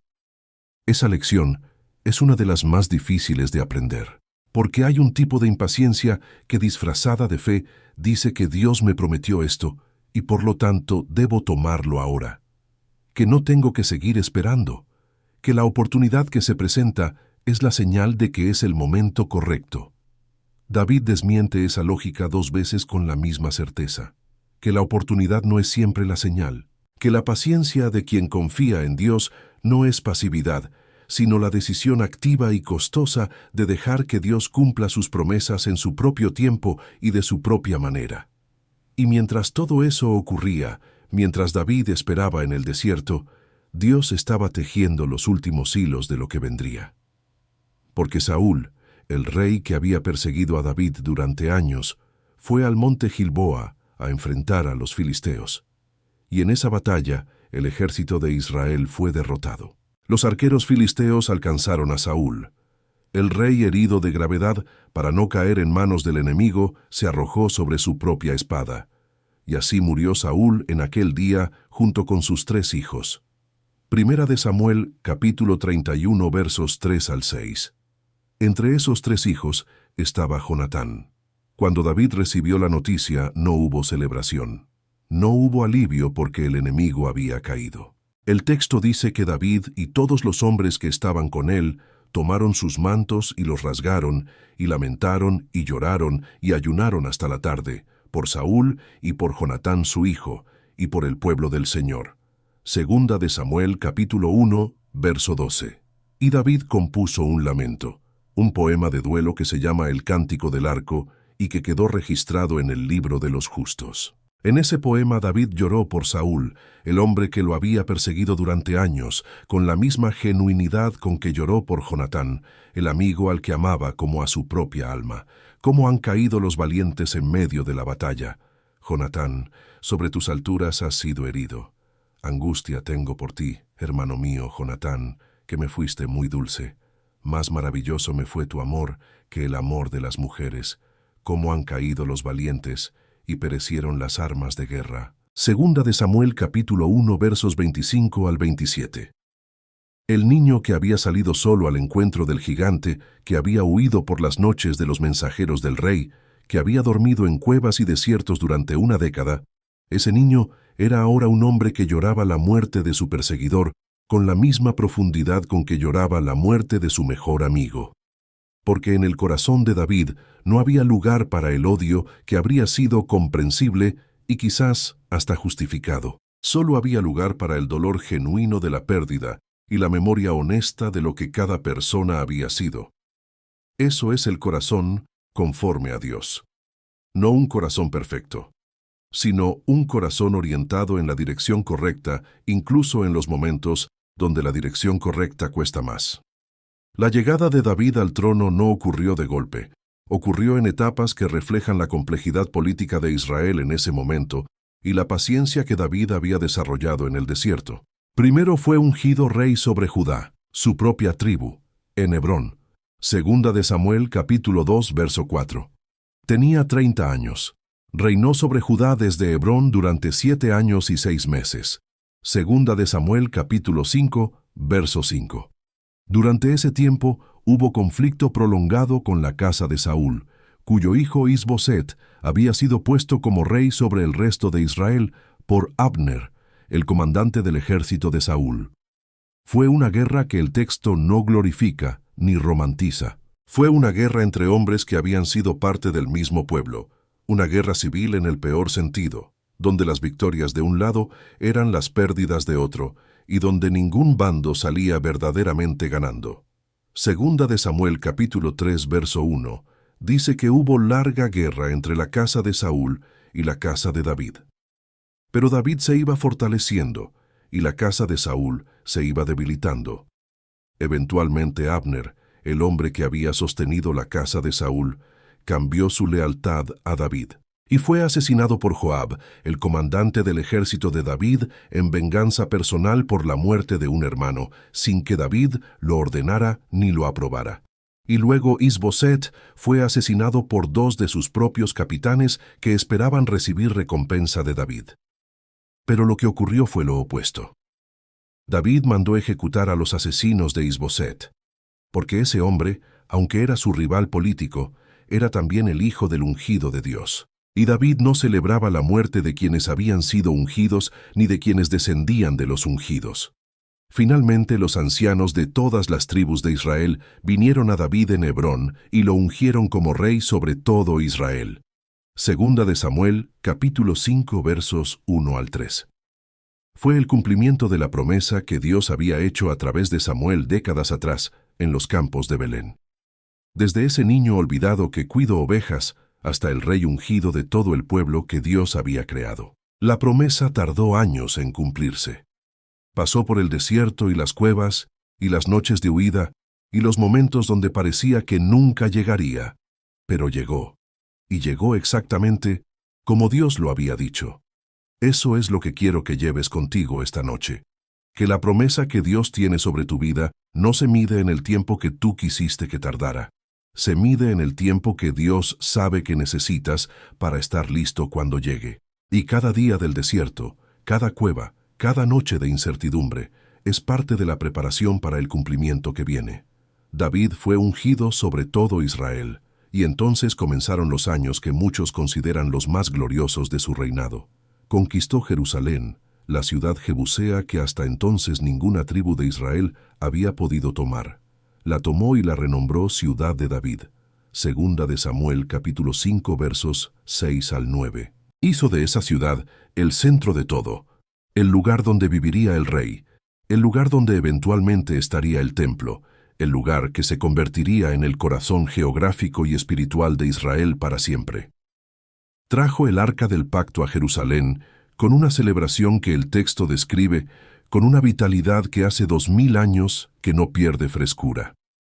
David danzaba con toda su fuerza delante del Señor. Segunda de Samuel, capítulo 6, verso 14. El rey de Israel danzando. No la danza controlada y protocolar de alguien que sabe que lo están mirando. La danza de alguien que no puede contener lo que siente. El mismo niño que cantaba solo en los campos de Belén, ahora danzaba ante el Señor en la ciudad que había conquistado, con el arca del Señor llegando a su nuevo hogar. Mical, la hija de Saúl y esposa de David, lo vio desde una ventana danzar y brincar delante del Señor, y lo despreció en su corazón. Segunda de Samuel, capítulo 6, verso 16. Cuando le reclamó por bailar de aquella manera delante de sus siervos, David respondió con una claridad que define perfectamente quién era. Fue delante del Señor quien me escogió en preferencia a tu padre y a toda su casa, para constituirme por príncipe sobre el pueblo del Señor, sobre Israel. Por tanto, bailaré delante del Señor. Segunda de Samuel capítulo 6, verso 21. La alegría de David delante de Dios no dependía de la aprobación de nadie, ni siquiera de la aprobación de su propia esposa. Porque esa alegría no nacía de lo que el mundo pensaba de él, sino de lo que él sabía que Dios había hecho en su vida. Luego vinieron las batallas, contra los filisteos, contra los moabitas, contra los arameos, contra los edomitas. David ganó batalla tras batalla y extendió el territorio de Israel más allá de lo que había sido en cualquier período anterior de su historia. Segunda de Samuel capítulo 8 registra esas victorias con la eficiencia de un cronista militar, listando enemigos derrotados y tributos recibidos. Y al final de cada sección añade la misma frase que es el verdadero secreto detrás de todas esas victorias. El Señor dio la victoria a David por donde quiera que fue. Segunda de Samuel capítulo 8 verso 6. No fue la estrategia de David, aunque su estrategia era brillante. No fue el valor de sus hombres, aunque sus hombres eran extraordinarios. El Señor dio la victoria. Esa era la realidad debajo de todos los triunfos. Y en medio de todas esas victorias, David hizo algo que define su carácter en un momento de paz, tanto como lo había definido en el desierto. Preguntó si quedaba alguno de la casa de Saúl a quien pudiera mostrar misericordia por amor a Jonatán. Segunda de Samuel capítulo 9 verso 1. Le encontraron a Mefiboset, el hijo de Jonatán, que era lisiado de ambos pies desde que siendo niño su nodriza lo había dejado caer al huir de la noticia de la muerte de Saúl y Jonatán. David mandó traer a Mefiboset, y cuando el joven cayó postrado delante de David, con el miedo de alguien que no sabe si va a vivir o a morir, David le dijo con una gentileza que te toca en algo real si has conocido el miedo de estar en la presencia de alguien que tiene poder sobre tu vida. No tengas temor, porque yo a la verdad haré contigo misericordia por amor de Jonatán tu padre, y te devolveré todas las tierras de Saúl tu padre, y tú comerás siempre a mi mesa. Segunda de Samuel capítulo 9 verso 7. El hijo del mejor amigo, lisiado, dependiente, descendiente del hombre que había intentado matar a David durante años. Y David lo trató como a un hijo, como a alguien que pertenecía a su familia. Porque la misericordia que David había recibido de Dios en el desierto no era algo que pudiera guardarse para sí mismo. Tenía que fluir hacia los demás. Ese es el patrón de una vida transformada por la gracia. No solo recibir misericordia, sino convertirse en canal de misericordia para quienes menos la esperan. Pero David no era perfecto, y esta historia te fallaría si te dijera que era perfecto, porque la grandeza de la historia de David no está en que fue sin defectos. Está en lo que hizo con sus defectos, en lo que Dios hizo con ellos, y en lo que eso significa para cualquier persona que esta noche carga el peso de sus propias caídas. Hubo una primavera en Jerusalén, el tiempo en que los reyes salen a la guerra, cuando David no salió. Envió a Joab con su ejército a destruir a los amonitas y a sitiar Rabá, y él se quedó en Jerusalén. Segunda de Samuel, capítulo 11, verso 1. Es una frase pequeña en el texto, pero que lleva el peso de todo lo que viene después. David debería haber estado en el campo de batalla. Estaba en el palacio. Una tarde David se levantó de su lecho y paseándose por el terrado de la casa real, vio desde el terrado a una mujer que se estaba bañando. La mujer era muy hermosa. Segunda de Samuel, capítulo 11, verso 2. Se llamaba Betsabé. Era la esposa de Urías elitita, uno de los guerreros más leales del ejército de David, el mismo ejército que en ese momento estaba en el campo de batalla a donde David debería haber ido. Lo que siguió es una cadena de decisiones que cada una fue peor que la anterior. David preguntó quién era ella. Le dijeron, y aún así la mandó traer. La relación resultó en embarazo, y ante esa realidad, David tomó la decisión que define la diferencia entre un error y una traición. Intentó encubrirlo. Mandó traer a Urías del frente de batalla, esperando que pasara la noche con su esposa y que así la paternidad del niño quedara ambigua.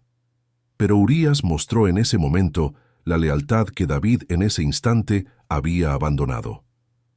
Se negó a ir a su casa mientras el arca y los ejércitos de Israel estaban en el campo.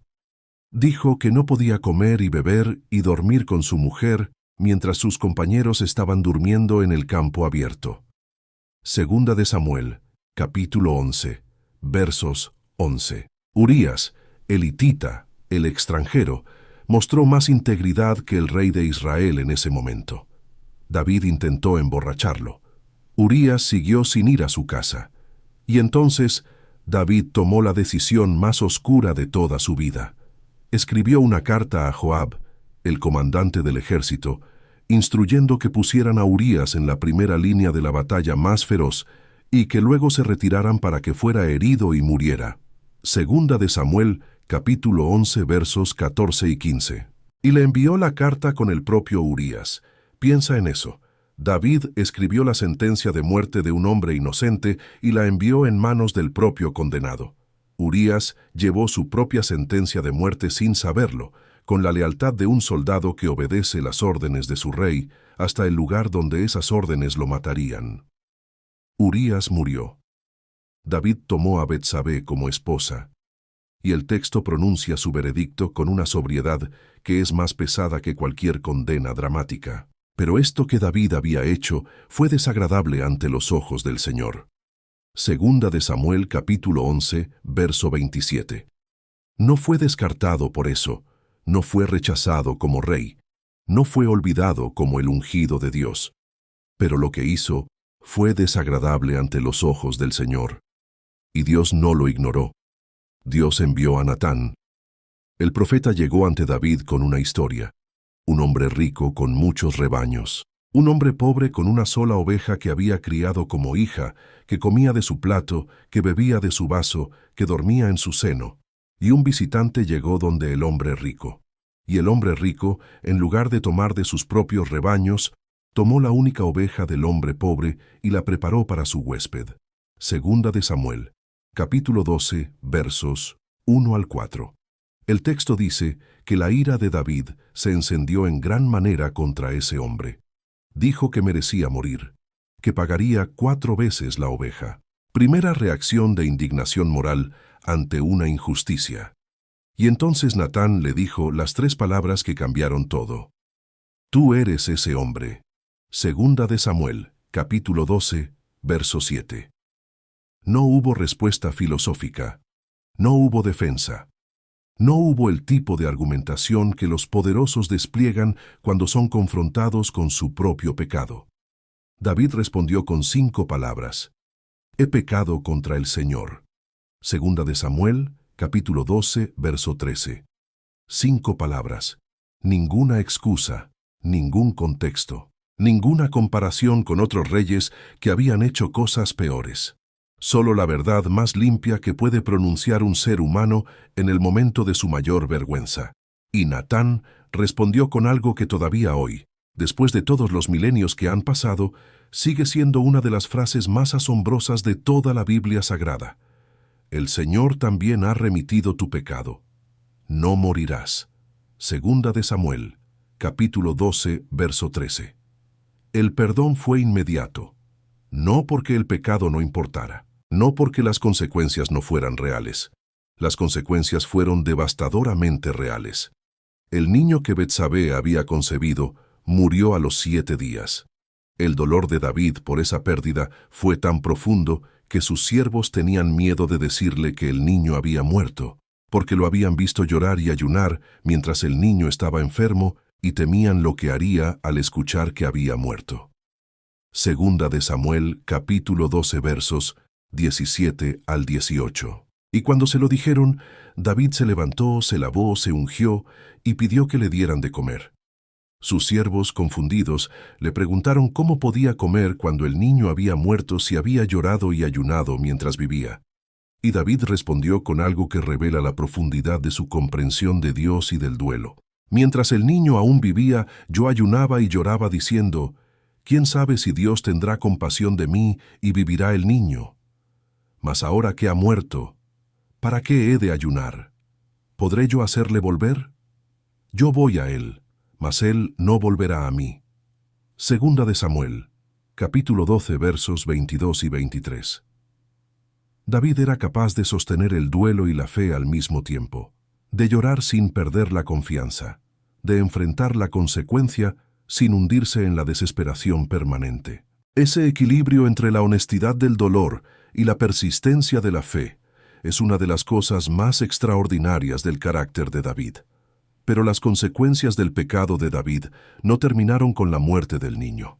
Las heridas que había abierto dentro de su propia familia comenzaron a sangrar de maneras que se extendieron por años. Su hijo Amnón agredió a su hermana Tamar. Absalón, el hermano de Tamar, esperó 2 años y luego mató a Amnón en venganza. Huyó de Jerusalén y vivió 3 años en el exilio. Eventualmente fue traído de vuelta por la mediación de Joab. Pero la reconciliación con su padre fue lenta, fría, incompleta. Y entonces Absalón comenzó a conspirar. Se paró a la entrada del camino de la puerta, y cuando alguien llegaba con un pleito para el rey, Absalón lo interceptaba. Le preguntaba de qué ciudad era. Escuchaba su causa, y luego le decía que su causa era buena y justa, pero que el rey no tenía a nadie que lo escuchara. Y añadía: ¿quién me pusiera por juez en la tierra para que viniesen a mí todos los que tienen pleito o negocio, que yo les haría justicia? Segunda de Samuel, capítulo 15, versos 2 al 4. Absalón estaba robando el corazón del pueblo. Lentamente, sistemáticamente, usando la apariencia de justicia para construir una base de apoyo que eventualmente le permitiera tomar lo que no le pertenecía. Y cuando el momento llegó, Absalón se declaró rey en Hebrón, y el pueblo de Israel se fue tras él. Segunda de Samuel, capítulo 15, verso 12. David recibió la noticia en Jerusalén, y lo que hizo a continuación es uno de los momentos más impresionantes y más dolorosos de toda su historia. No convocó a su ejército para resistir. No tomó una posición defensiva en la ciudad. Dijo: huyamos de aquí porque ninguno quedará que escape de Absalón. Segunda de Samuel, capítulo 15, verso 14. Y salió de Jerusalén, el rey más grande que Israel había tenido, el hombre que había derrotado a Goliat y a filisteos y a moabitas y a arameos y a edomitas. El conquistador de Jerusalén salía de esa misma ciudad a pie, con su familia y sus siervos, huyendo de su propio hijo. El texto describe esa salida con un detalle que hace que la imagen quede grabada en la memoria. Y todo el país lloraba en alta voz, y toda la gente pasaba.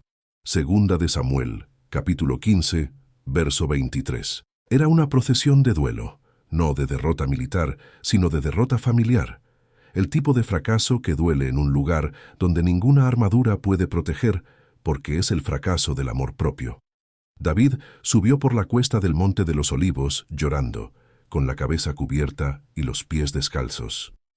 Segunda de Samuel, capítulo 15, verso 30. El Monte de los Olivos. El mismo lugar donde siglos después otro descendiente de David subiría en otra noche oscura con el peso del mundo sobre los hombros. La geografía sagrada tiene memoria.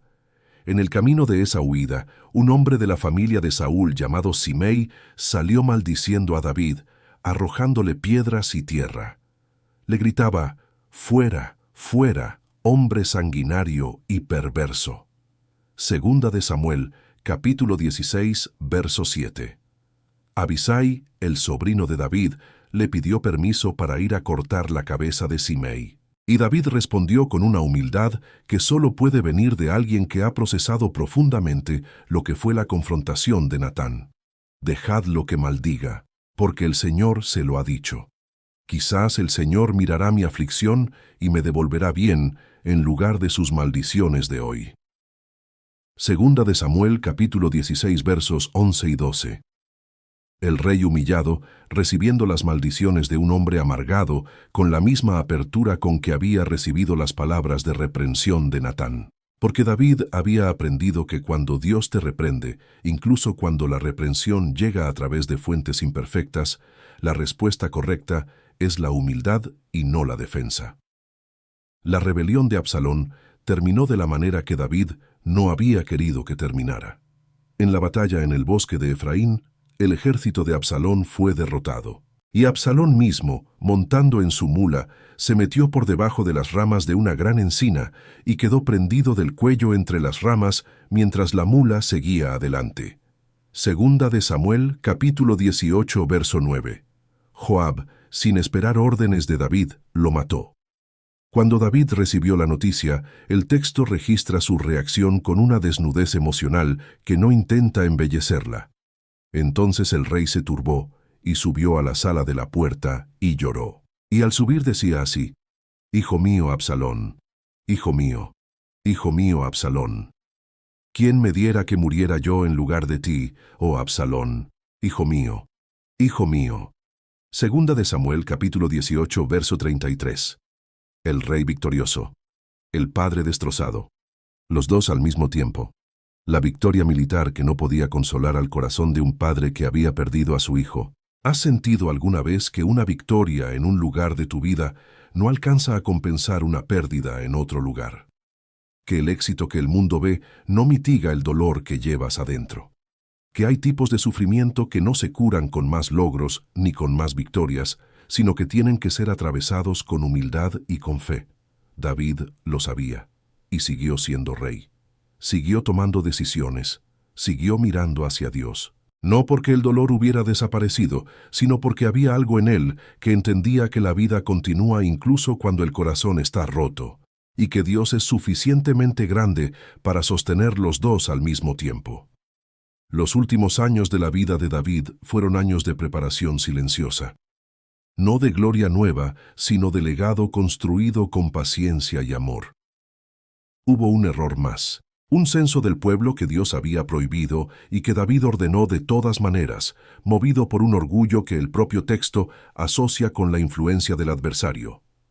Segunda de Samuel, capítulo 24, verso 1.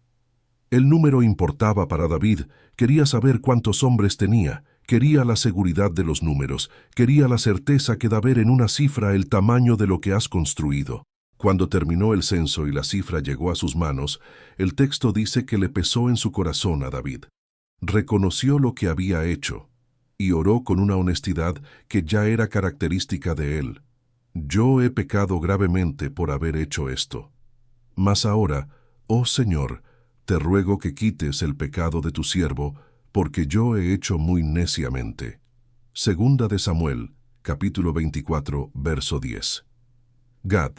El profeta llegó con 3 opciones de castigo: 3 años de hambre, 3 meses de derrota ante los enemigos, o 3 días de plaga.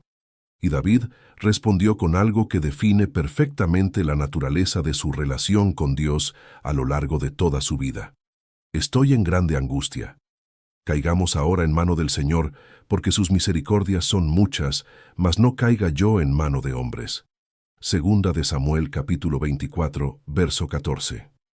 Prefería la mano de Dios a la mano de los hombres, incluso cuando la mano de Dios traía consecuencias dolorosas, porque en la mano de Dios había misericordia, y David sabía, después de toda una vida de haberla experimentado, que la misericordia de Dios era más confiable que la gracia de cualquier ser humano.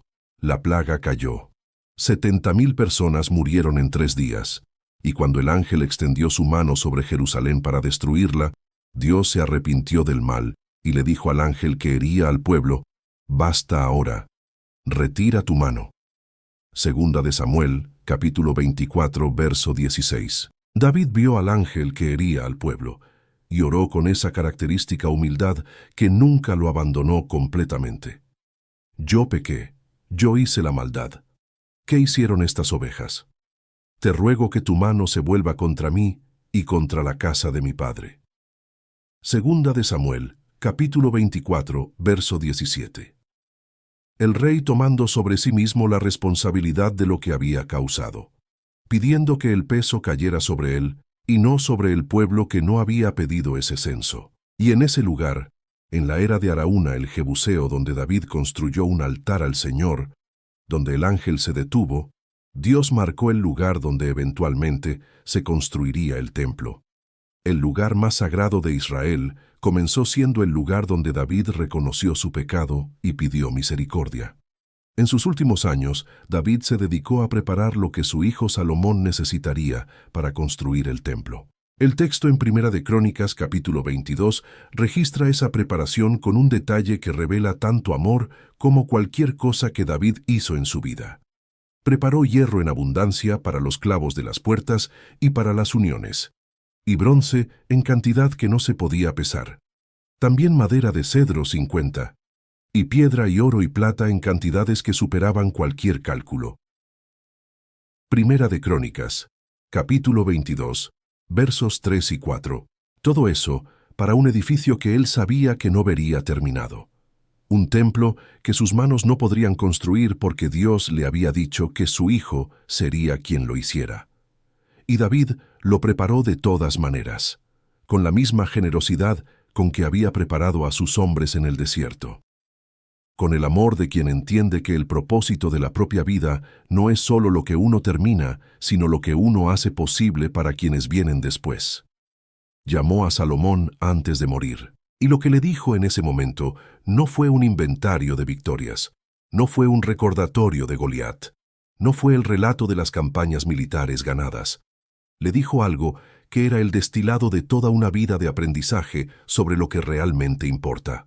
Esfuérzate y sé hombre. Guarda los preceptos del Señor tu Dios, andando en sus caminos y observando sus estatutos, sus mandamientos, sus decretos y sus testimonios, de la manera que está escrito en la ley de Moisés, para que prosperes en todo lo que hagas y en todo aquello que emprendas. Primera de Reyes, capítulo 2, versos 2 y 3. No le dijo, sé tan valiente como yo. No le dijo, recuerda a Goliat cuando enfrentes a tus enemigos. Le dijo, guarda los caminos de Dios. Porque David sabía, después de una vida entera de victorias y caídas y perdón, y consecuencias y restauración, que lo único que sostenía todo lo demás, lo único que hacía que las victorias tuvieran sentido y que las caídas no fueran definitivas, era la relación con Dios. Y entonces David murió. Después de 40 años de reinado, 7 años en Hebrón y 33 en Jerusalén. Primera de Reyes, capítulo 2, verso 11. Fue sepultado en la ciudad que había conquistado y que había amado. Y Salomón su hijo se sentó en su trono. Pero la historia de David no termina con su muerte. Eso es lo que esta noche más importa que entiendas antes de que el sueño te encuentre. Porque Dios había hecho una promesa a David que iba mucho más allá de los años de su reinado. Cuando tus días sean cumplidos y duermas con tus padres, yo levantaré después de ti a uno de tu linaje, el cual procederá de tus entrañas, y afirmaré su reino. Segunda de Samuel, capítulo 7, verso 12. Y luego el versículo que lo cambia todo. Y afirmaré el trono de su reino para siempre. Segunda de Samuel, capítulo 7, verso 13. Para siempre.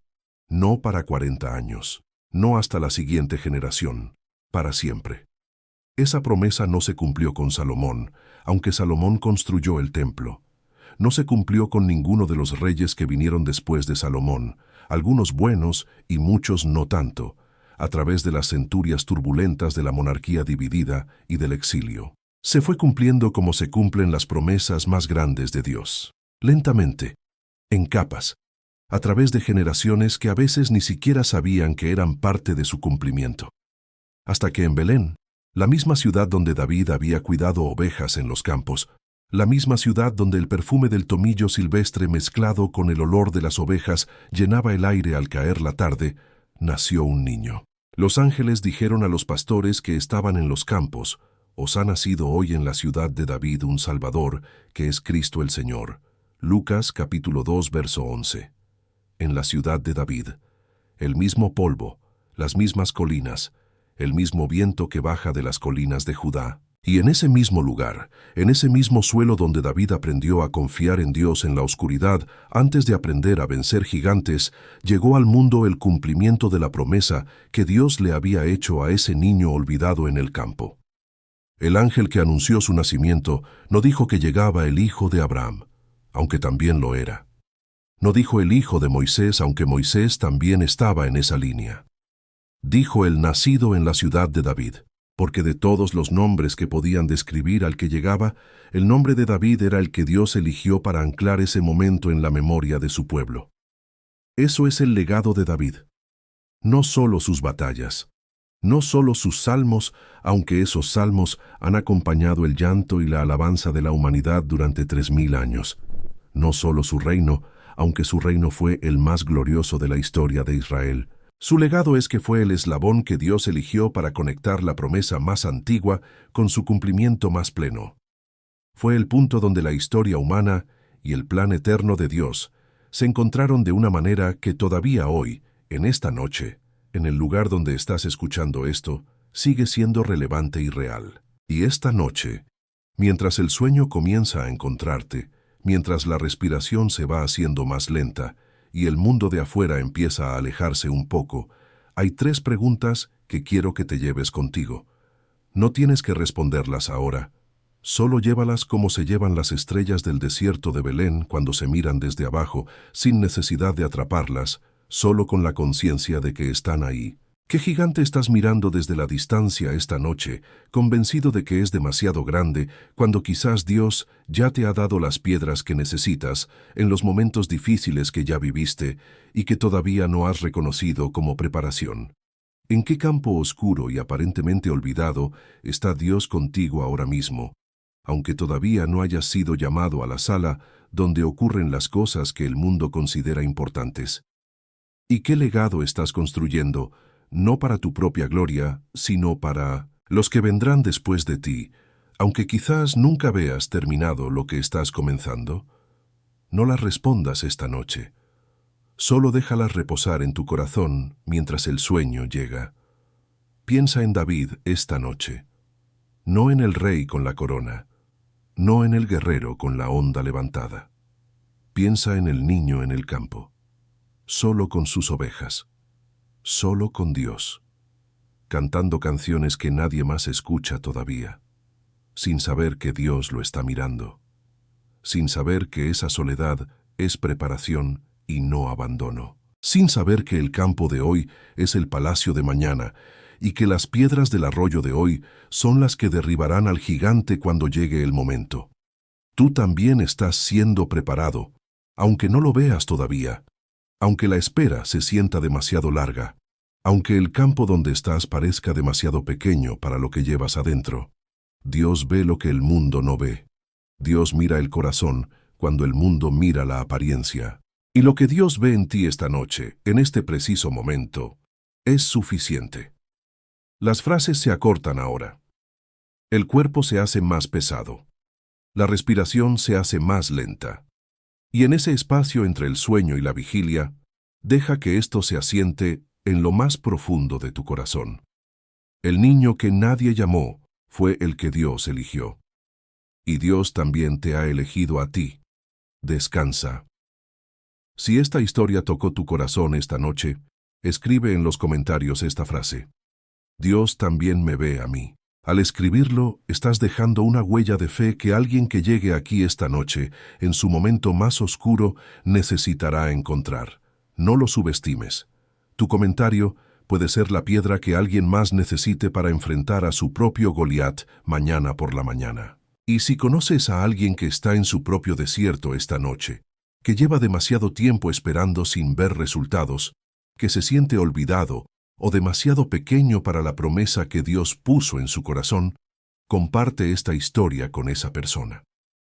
Quizás es exactamente lo que necesita escuchar esta noche antes de dormir.